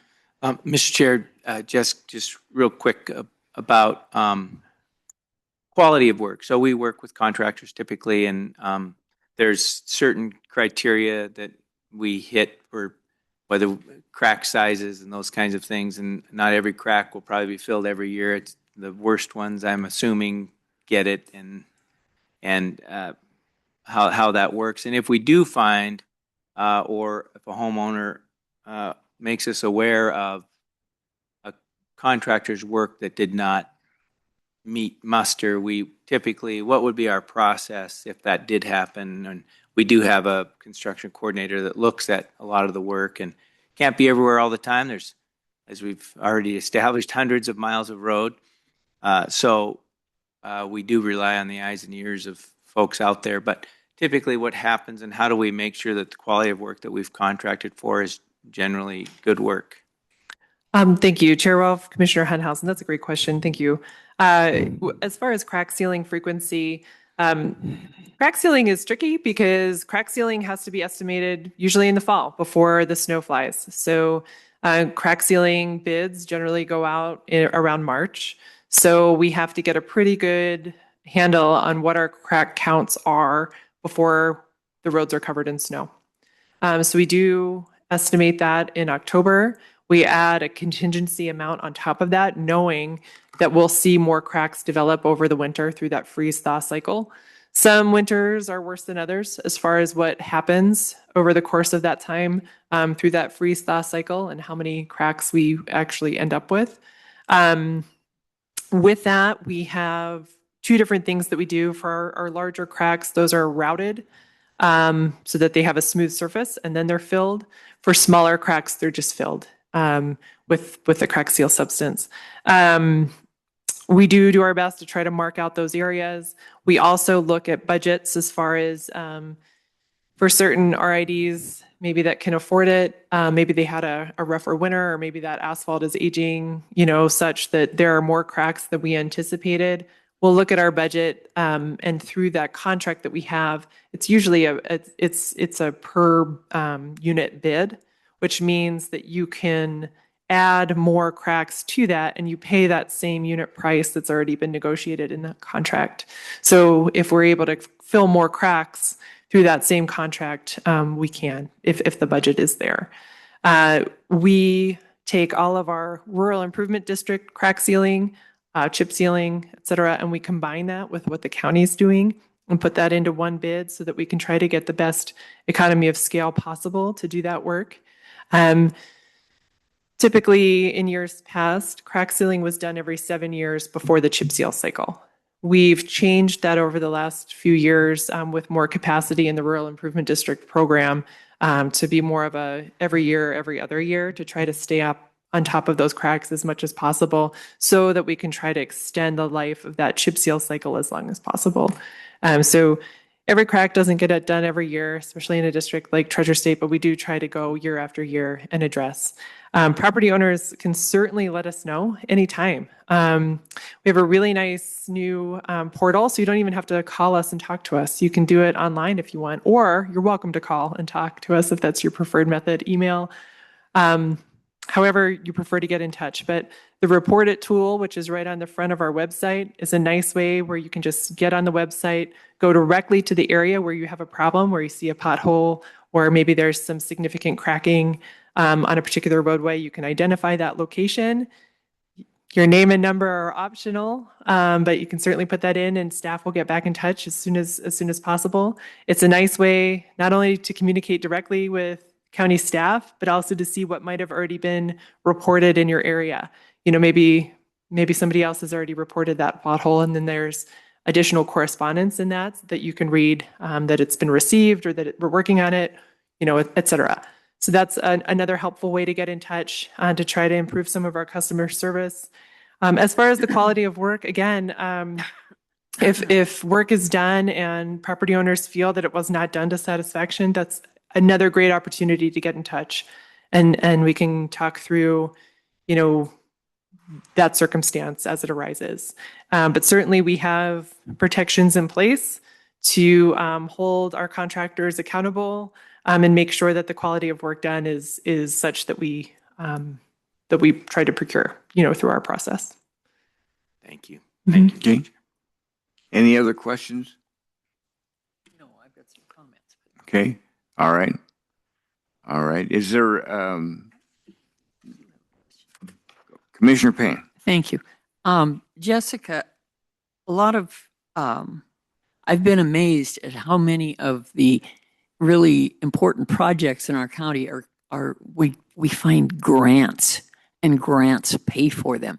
Is there any chance, and I'm thinking not of pavement, but of the storm drain, and how it drains in under the interstate highway? Is there any chance of a grant being so that we could revise the drainage system that apparently is not working? Chair Ralph, Commissioner Payne, that's a great question. I think this county does do a pretty good job trying to seek out any additional funding, grant opportunities where possible. Typically for road work in rural improvement districts, you're dealing with such a small scale relative to your large corridor roads that we don't have any granting opportunities, to my knowledge, for road systems.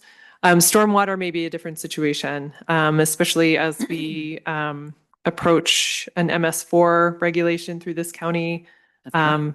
We may have more opportunity there to seek out potential funding for stormwater in the future. In educating our audience here, what do you mean MS4? That's a great. I knew as soon as I said that was probably a can of worms, but that's okay. MS4 is a small separate storm sewer, municipal small separate storm sewer system. Is that correct? We have the pro here. Commissioner, Chair and Commissioner Payne, MS4 stands for Municipal Separate Storm Sewer System. It is regulated under the Clean Water Act. It is for areas that have an urbanized population growth over a certain size. So the city of Helena currently is regulated under a Clean Water Act MS4 permitting program. The county will be ultimately named in the future as well as an MS4 because our population within the urbanized fringe of the city of Helena and city of East Helena has grown more than 50,000 in population. So that means we're going to be regulated under a permitting program. We're going to have to comply with Clean Water Act requirements and report to Department of Environmental Quality, comply with the National Pollutant Discharge Elimination System permit. But what that will also do, it will give us data. It will give us water quality information. It will help us identify where we have impairments to try to address water quality impacts within the county. But it will also give us advantages to try to apply for grant money that will help with just making sure that we're managing those impairments and those water qualities. The more stormwater you have, the more runoff you have, the more the chance to pick up contaminants. And if you're not retaining those and detaining those, you're not doing treatment associated with that stormwater. So in this particular area, it was a subdivision in the 80s that doesn't have stormwater retention. Jessica mentioned that today they would be required to have that and maintain their stormwater on site. But for these areas within the fringe of the areas, we could look at evaluating opportunities for grant opportunities maybe in the future. It's a kind of a long ways out. I think there's some ideas with the Rural Improvement District and the coordination with the Homeowners Association for Treasure State to do some temporary improvements now. But then, yes, long term, we could look at more of a global solution if we were able to get grant funding based upon where we're seeing impacts. May I follow up? Jenny, we've had and I think it's the Lincoln Water and Sewer District is they are applying for a grant directly through, we're not doing it, the sewer district is. Is that something that might be available to this RID, this group? Could they apply? Is this outside of the scope? Commissioner Hunthausen, Chairman Payne, typically the state grants that are available, like the Lincoln Water Sewer District's applying for, those grants would also be available for potentially stormwater. They usually require an entity, a legal entity, to apply that as a local government, a municipality, or another form of government. A water sewer district is a legal government to apply for those grants. A homeowners association would not necessarily be. Okay. But with county sponsorship or county coordination, we could also assist that HOA with maybe those activities. They also could look at, there are some subdivisions within the county that have a water sewer district themselves, La Casa Grande, a couple others within the area. So usually those are for water and wastewater systems, drinking water and sewer wastewater systems, not necessarily stormwater. Okay. So there's some things out there to look at. Mr. Chairman, certainly as we start developing the MS4 program and growth and look at grab opportunities, we would have to prioritize where those were. But yes, I think there's some temporary fixes now, and then long-term, maybe some future opportunities. Okay. Thank you. Other questions from the commission? Other questions from the commission? All right. I think we've pretty well thoroughly discussed this. Do we have a motion? I would like to make another comment. Okay, go ahead. There was a comment made about the homeowners association meeting where I believe there were 20 people showed up and all 20 voted in favor of the action presented by the homeowners association, what they wanted to do. I need to remind people that the people who don't show up don't have a right to complain when the people who do show up and make some effort do something that they don't like. I mean, that's how our whole society works. You stand up and pound on the table if you don't like something. But if you don't even bother to go to the meeting, and even if you're not particularly popular at your homeowners meeting, you have a voice And perhaps your voice will encourage other people, or maybe you will gain information by attending that meeting so that you would be more fully informed and not jumping to conclusions that may or may not be valid. But at least you'll be informed of the basis of why all those people voted in favor of it. There. All right. Do we have anything else, commissioners? All right. There's a question. Is there any other public comment? If you have a question, you're welcome to come and pose the question. Third time. Yeah, busy. Name again, please. Matt Iverson. I guess my real question is during this assessment, how much of that additional cost for maintenance is mainly due to the deterioration on Buffalo Road? And if that's the main cause of increase of maintenance, should we not be addressing the larger issue there before we just increase the cost of maintenance? I mean, I've lived there, like I said, for 11 years, and the rest of the subdivision is in excellent shape. I mean, you come in on Beaverhead, it immediately splits. People just start splitting off in all their little streets. But you don't have that on the north side of the subdivision. It's Buffalo Road, straight down. That's what you got. So you got a lot heavier traffic on that street. So if we're talking that that road itself is in such a state where the cost to maintain it alone is an issue, should we not be addressing that before we just increase the cost of maintenance to put a Band-Aid on it? I guess I'd like to understand that a bit further. Okay. Is there other public comment? Is there other public comment? Seeing none, do we have a motion? Mr. Chair, I would move that we approve Resolution 2026-80 to levy and assess the Treasure State Acres Rural Improvement District number 1987-2 as presented. Second. We have a motion and a second. Further discussion from the commission. Mr. Chair, just like to thank our staff and for the work they're doing and the explanation. Also, all the folks that showed up today. It all contributes to the conversation and the understanding of what's going on. The last thing I'll mention is, and Jessica mentioned this in her comments, but the assessment is based not only on what we're going to need to maintain things as they are this year, but as Jessica mentioned, there's a chip seal schedule and cycle, and the estimation for what that's going to cost when that comes due, whether that's 7 years, 8 years, whatever that is, it has to be calculated within this assessment. So that chip seal for the entire subdivision is part of that equation. And thus, it looks like there's a surplus in the fund, but that's savings for that ultimate chip seal process, along with the annual maintenance that happens, the crack sealing and other things. So, and pothole patching. So I just wanted to make that comment.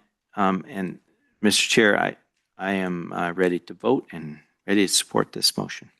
Are we ready to vote? All right. All those in favor of approving the resolution 2025-80 to levy and assess the Treasure State Acres Rural Improvement District number 1987-2, as explained by Jessica Makus, please say aye. Aye. Aye. Pose same sign. Motion passes unanimously.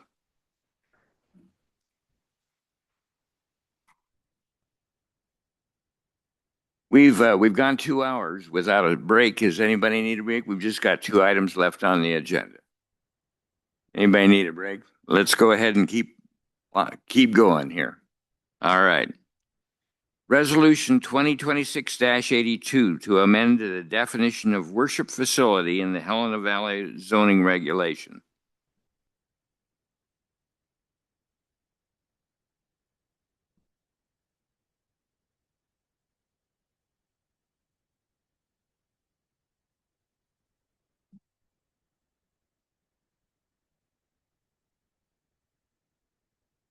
Good morning, Mr. Chair, Commissioners. For the record, Rachel Ward, planner with the Community Development and Planning Department. Before you this morning is a request for a zoning text amendment to the Helena Valley zoning regulations to amend the definition of worship facility. This text amendment is citizen initiated and was requested by Bob Garber. So currently, a worship facility in the Helena Valley zoning regulations is defined as a building designed and used for public worship by a religious body, group, sect, or organization, but not including church residences and private schools. The proposed amendment today would allow a single dwelling unit residence to be occupied only by clergy, caretaker, or staff and their family. And I will say, because this text amendment would change the definition of worship facility, it would impact all zoning districts where this use is listed as either a permitted or conditional use. So as part of the review process, we did request agency comments, and we received 5 back. None of these comments indicated any substantive concern. And in fact, the City of East Helena indicated that the proposed text amendment aligns with their zoning regulations. State statute and the Helena Valley zoning regulations outline the criteria and consideration for both the adoption and amendment of zoning regulations. And I've listed these on the screen in front of you. I'm not going to go over every single one. The analysis is in the staff report, which you have in front of you and was also included as the agenda for the public's viewing. I am going to touch on a few key elements, though. So as it relates to the growth policy, staff finds that the proposed amendment is generally consistent with the goals and policies of the 2025 Lewis and Clark County Growth Policy. Policy 1.2 incentivizes density in strategic areas, and specifically that action 1.2b encourages and monitors ADUs and incremental density initiatives that promote infill development. One of these incremental density initiatives is outlined in the Housing Attainability Toolkit on page 83 of that document, which suggests updating regulations to ensure caretaker homes and other infill-style residential uses are permitted where infrastructure exists and constraints can be mitigated. As it relates to public health and safety, the proposed text amendment would not impact existing development standards for the individual zoning district. So these are going to be things like your setbacks, your height restrictions, parking standards, those kind of things. All development would still be subject to those development standards. The impacts of an additional dwelling unit as it relates to the provisions of public facilities is anticipated to be minimal because this amendment would allow for a type of infill development that can, albeit minimally, reduce the impacts on public facilities. The staff report notes that all of the zoning districts that allow for worship facilities, either as a permitted or conditional use, except for one, which is the urban residential mixed use public lands and institutions designation, also allow for single family residential use, which demonstrates the compatibility of worship facilities, generally speaking, and residential uses.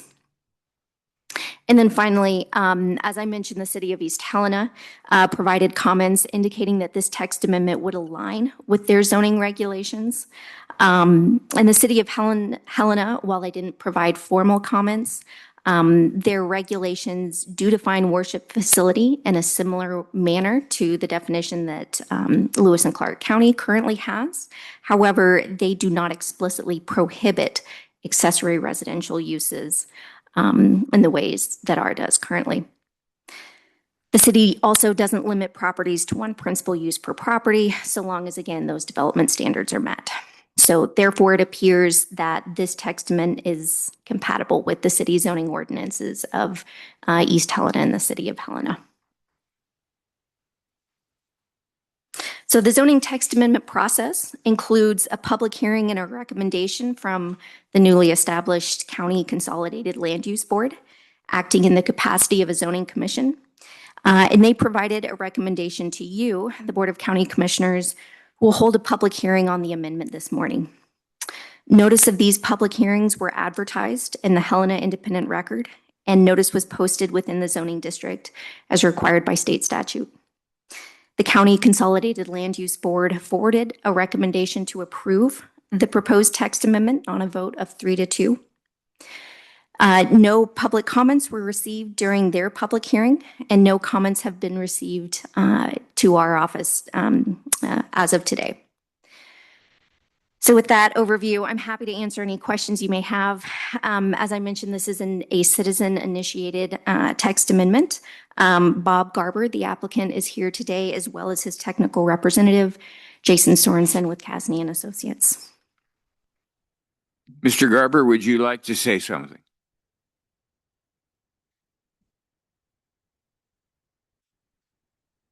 If you just come up right close to the microphone there and state your name again. Yes, my name is Robert Garber, Bob to most people who knows me.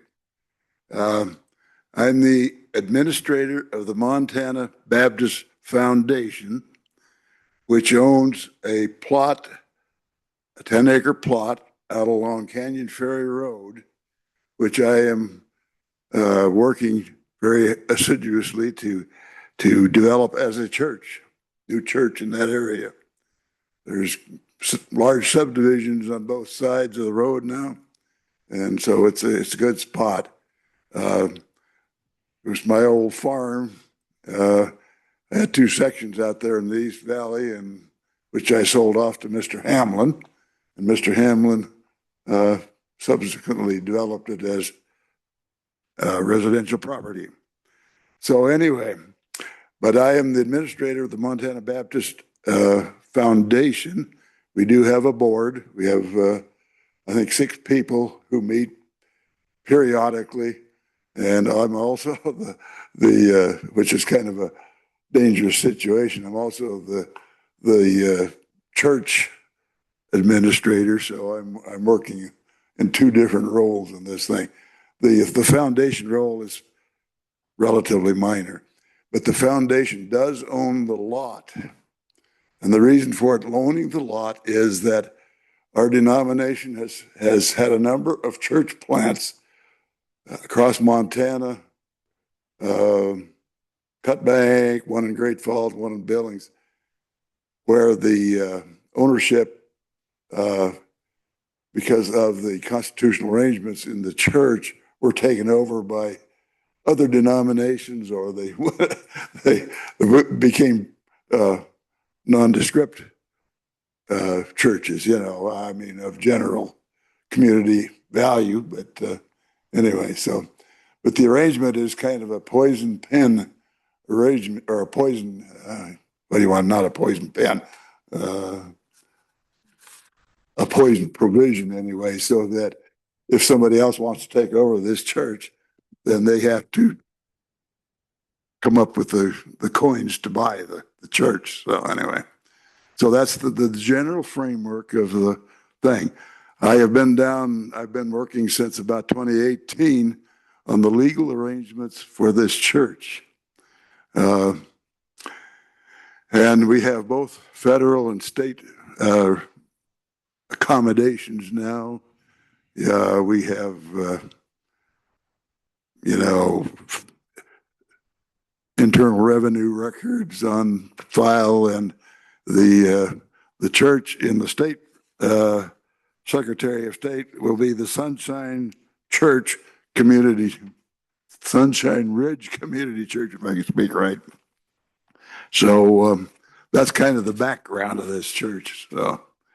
So I'm envisioning a church and would be building probably a 70 by 150-foot church at some point later on. Now, to begin a church, you have to have a church planter. And so the arrangements I have made, hopefully we can get this all approved, but we will bring a house onto this property in one corner of this church lot. It's a 10-acre lot, so it's a big lot. And we'll take one corner of that and put a house on it for the church planter. If you're going to bring in a church planter, you got to pay You know, housing costs in East Helena are not very cheap. So if you have the building, that solves part of the problem. You still have to pay a salary. And I have letters from my denomination, the American Baptist Churches of the Northwest. They will support my proposition to the extent of $200,000 over a 2-year period. So I do have some denominational support for this endeavor. So, and when Sue and I sold the place, we reinvested property, and I am now liquidating some of that to start building the church. So anyway, so that's kind of the background of this whole thing. So that's just a little bit of background. So the Sunshine Ridge Community Church, new church in East Helena. All right. All right. Are there any questions? I have a question for Mr. Garber. Yes. I better stand up here. Yes, ma'am. Bob, I'm pretty familiar with the property out there. I've worked with you for years, and You bet. you've always been very straight up and play by the rules. The only question I have is, I don't remember, does that subdivision have a community water and sewer system, or is it on septic tanks and It's all septic tanks and wells, yes. wells? That was Mr. Hamlin's gift to the community, I guess. I can't tell you any more about No, that. that's fine. I just wanted to have that fact. So the building for that's not the church, will it be hooked into the same water and sewer as the church? Or Very likely, yeah, very likely. There has to be a big, what do you want to say, plan developed as far as the septic system, yes. Okay. And I have retained the civil engineer, Mr. Sorensen of Casney Associates here to he's one of those advise me in that regard. So that all has to Thank be you, taken into account. Yeah, right. We have to meet all the regulations, and Yep. not only county regulations. We have state regulations we have to deal with also. So If it was it's a complicated process. Yes. And you've got time on your hands, so this keeps you from chasing cars. It's just as well. Keep you busy. Thank you, Bob. You bet. Thank you. All right. Other questions from the commission? Is there any public comment on this item? Is there any public comment? Seeing no public comment, do we have a motion? Whoops. Oh, excuse me. Excuse me. Go ahead. Mr. Strong. Hello there. Not officially public comment, I guess, but just adding a little bit more to what Mr. Garber had to say, and also get to your question as well, Commissioner Payne.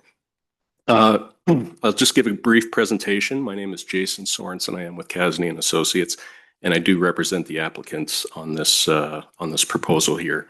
First off, my thanks to Ms. Ward for putting together a real nice presentation and also staff report. I thought it was very well put together. Before you today is a proposed text amendment. First time that the county has seen this to my knowledge. Mr. Garber has a desire to build a church on this property. He's hit on this already, and what I thought was a pretty interesting side note was when I found out that he used to own that land, his own farm to the south. So now you have a bunch of subdivisions over there, a lot of families living over there. They actually have Mr. Garber to say thank you to. Had he not made that sale, they would be living somewhere else. So I thought that was pretty neat. Something else I did learn from the applicant was that he does have zero desire to build the church if he does not have this, just because the importance of that church planter. And if you wanted to talk to him a little bit more about that, I'm sure that he would get back up and talk to you about that. As Ms. Ward stated, both the city of Helena and the city of East Helena would go along with this as well if they were proposed with something similar in their jurisdiction. At the C Club meeting, that was really one of the biggest things I wanted to talk about was, I guess, that 3-2 vote there. But there was a board member who asked if there was another way to go about this process for what Mr. Garber wants to accomplish. There is, and we do have a pre-app with planning staff regarding this other option. Mr. Garber could go down the path of a planned development, okay, or planned unit development. There's several reasons that the proposal that's before you now and that planned developments are just, they're very different, and I believe this one makes a lot more sense. Number one, the process is night and day between the two. PDs are much more complicated. They're much more intense. So much so that after 3.5 years of zoning being in effect, the county's never received a PD application to my knowledge. Is that still right? Okay. So one hasn't been processed yet. I think there's a lot of fear and people think about the costs and all the time involved with going down that road. So 3.5 years, still haven't seen one. A common reason for PDs is the increase in density, adding a single family dwelling unit. I just don't think about increase in density from a single family home on a lot. Number 3 is time. PD and all the upfront work associated with ED, I believe in my estimation would add at least 6 months to this process. Number 4, cost. The proposed option here is less than $5,000. He has already paid a $1,500 review fee for this text amendment. On top of that, there's some consulting fees as well. If this was to go the PD route, I think that cost would easily be north of $31,000. I think you would bring in at least 5 professionals to add to that application everything that the application requires just to be reviewed. And then what happens if it's not well received by the public, by C Club, or this commission? I think there's a real big potential that that money could go right down the drain if something triggers in and it doesn't move forward. Number 5, the proposal is 100% in line, in my opinion, with the county's 2025 growth policy. Page 83 was already brought up, but it discusses housing affordability. The first option, as Ms. Ward already stated, is to update regulations to ensure caretakers' homes and other infill residential uses are already permitted. So that's the route that Mr. Garber has chosen to go in here. The second option, again, is the PD. And again, one of the reasons for PD is additional density. I just don't feel like we're seeing that here with the proposal for one single family dwelling. Lastly, number 6, action 6.5.B of the growth policy states the time frame for allowing caretaker housing is immediate and ongoing. So that's on page 176 of the growth policy.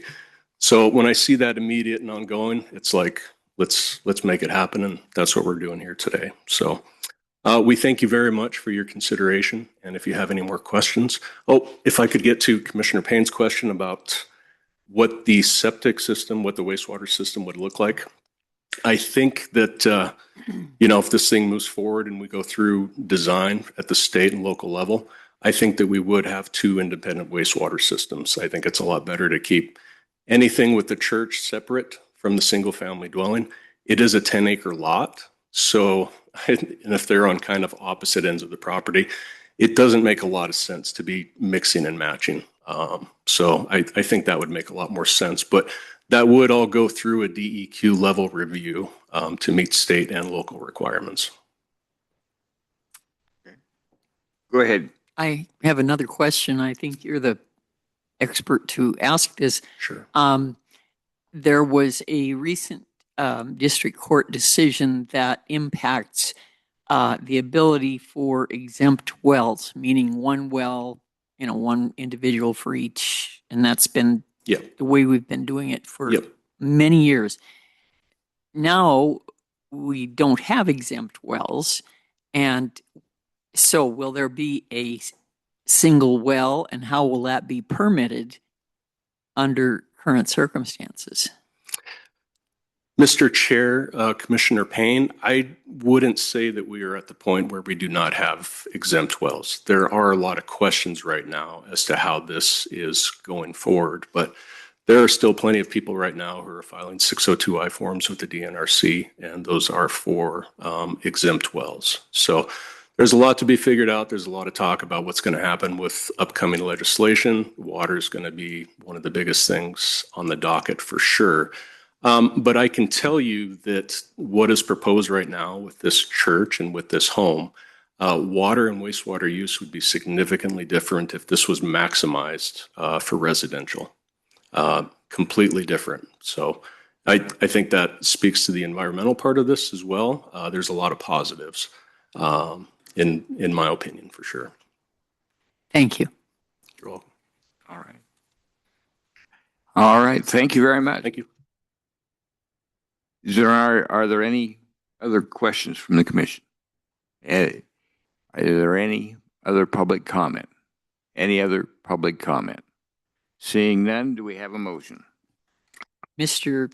Chair, I move that we approve Resolution 2026-82 to amend the definition of worship facility in the Helena Valley zoning regulations as explained by Rachel Ward, Bob Garber, and Mr. Sorensen. Second. We have a motion and a second. Is there further discussion? Mr. Chair, just Commissioner Hunthausen. comment about the why. I think we have a staff recommendation with the supporting information as well as a recommendation from the County Consolidated Planning Board, Land Use Planning Board, to get it all straight. And I think it makes sense as well that it's tie-in to the growth policy and its and the our neighboring jurisdictions. I think it's consistent with their zoning as well. So it just makes sense to me. I think this is a much better route to go than forcing people to do the use or the planned development, just because it's something that will add consistency throughout our zoning districts and our neighboring zoning districts. So it makes sense to me. So I'm going to support this motion. I think you make a good point. Right. Any other is there further discussion? Further discussion? Seeing no further discussion on this motion, let's move to a vote. All those in favor of approving, approving the resolution 2026-82 to amend the definition of worship facility in the Helena Valley zoning regulations, as explained by Rachel Ward and Bob Garber, please say aye. Aye. Aye. Those opposed, same sign. Motion passes unanimously. Next item on our agenda is a board appointment. Mr. Bowles. Thank you, Mr. Chair and Commissioners. This is item 3H on your agenda today. You have the memo of information that Brandy Grandy has prepared for us. This involves the Open Lands Citizens Advisory Committee. There are 2 vacancies on the board. Robert Freistadt applied. There were no other applicants. Staff recommends the commission consider Robert Freistadt for the partial term that will expire June 30, 2029. Thank you, Commissioners. All right. Are there any questions from the commission? Any questions from the commission? Is there any public comment on this appointment? Is there any public comment? Seeing none, do we have a motion? Mr. Chair, I'd move that we appoint Robert Freistadt to the Open Land Citizen Advisory Committee as presented by Mr. Baltz. Second. We have a motion and a second to approve the board appointment of Robert Freistadt to the Open Land Citizens Advisory Committee. All those in favor say aye. Aye. Aye. Opposed, same sign. Motion passes unanimously. We've arrived at that point in our deliberations where we always offer opportunity for people to bring forth public comment on matters that are under the purview of the county commission, but not on today's agenda. We want to make that opportunity available for folks all the time. Is there any public comment? Is there any public comment? Seeing none, we're adjourned.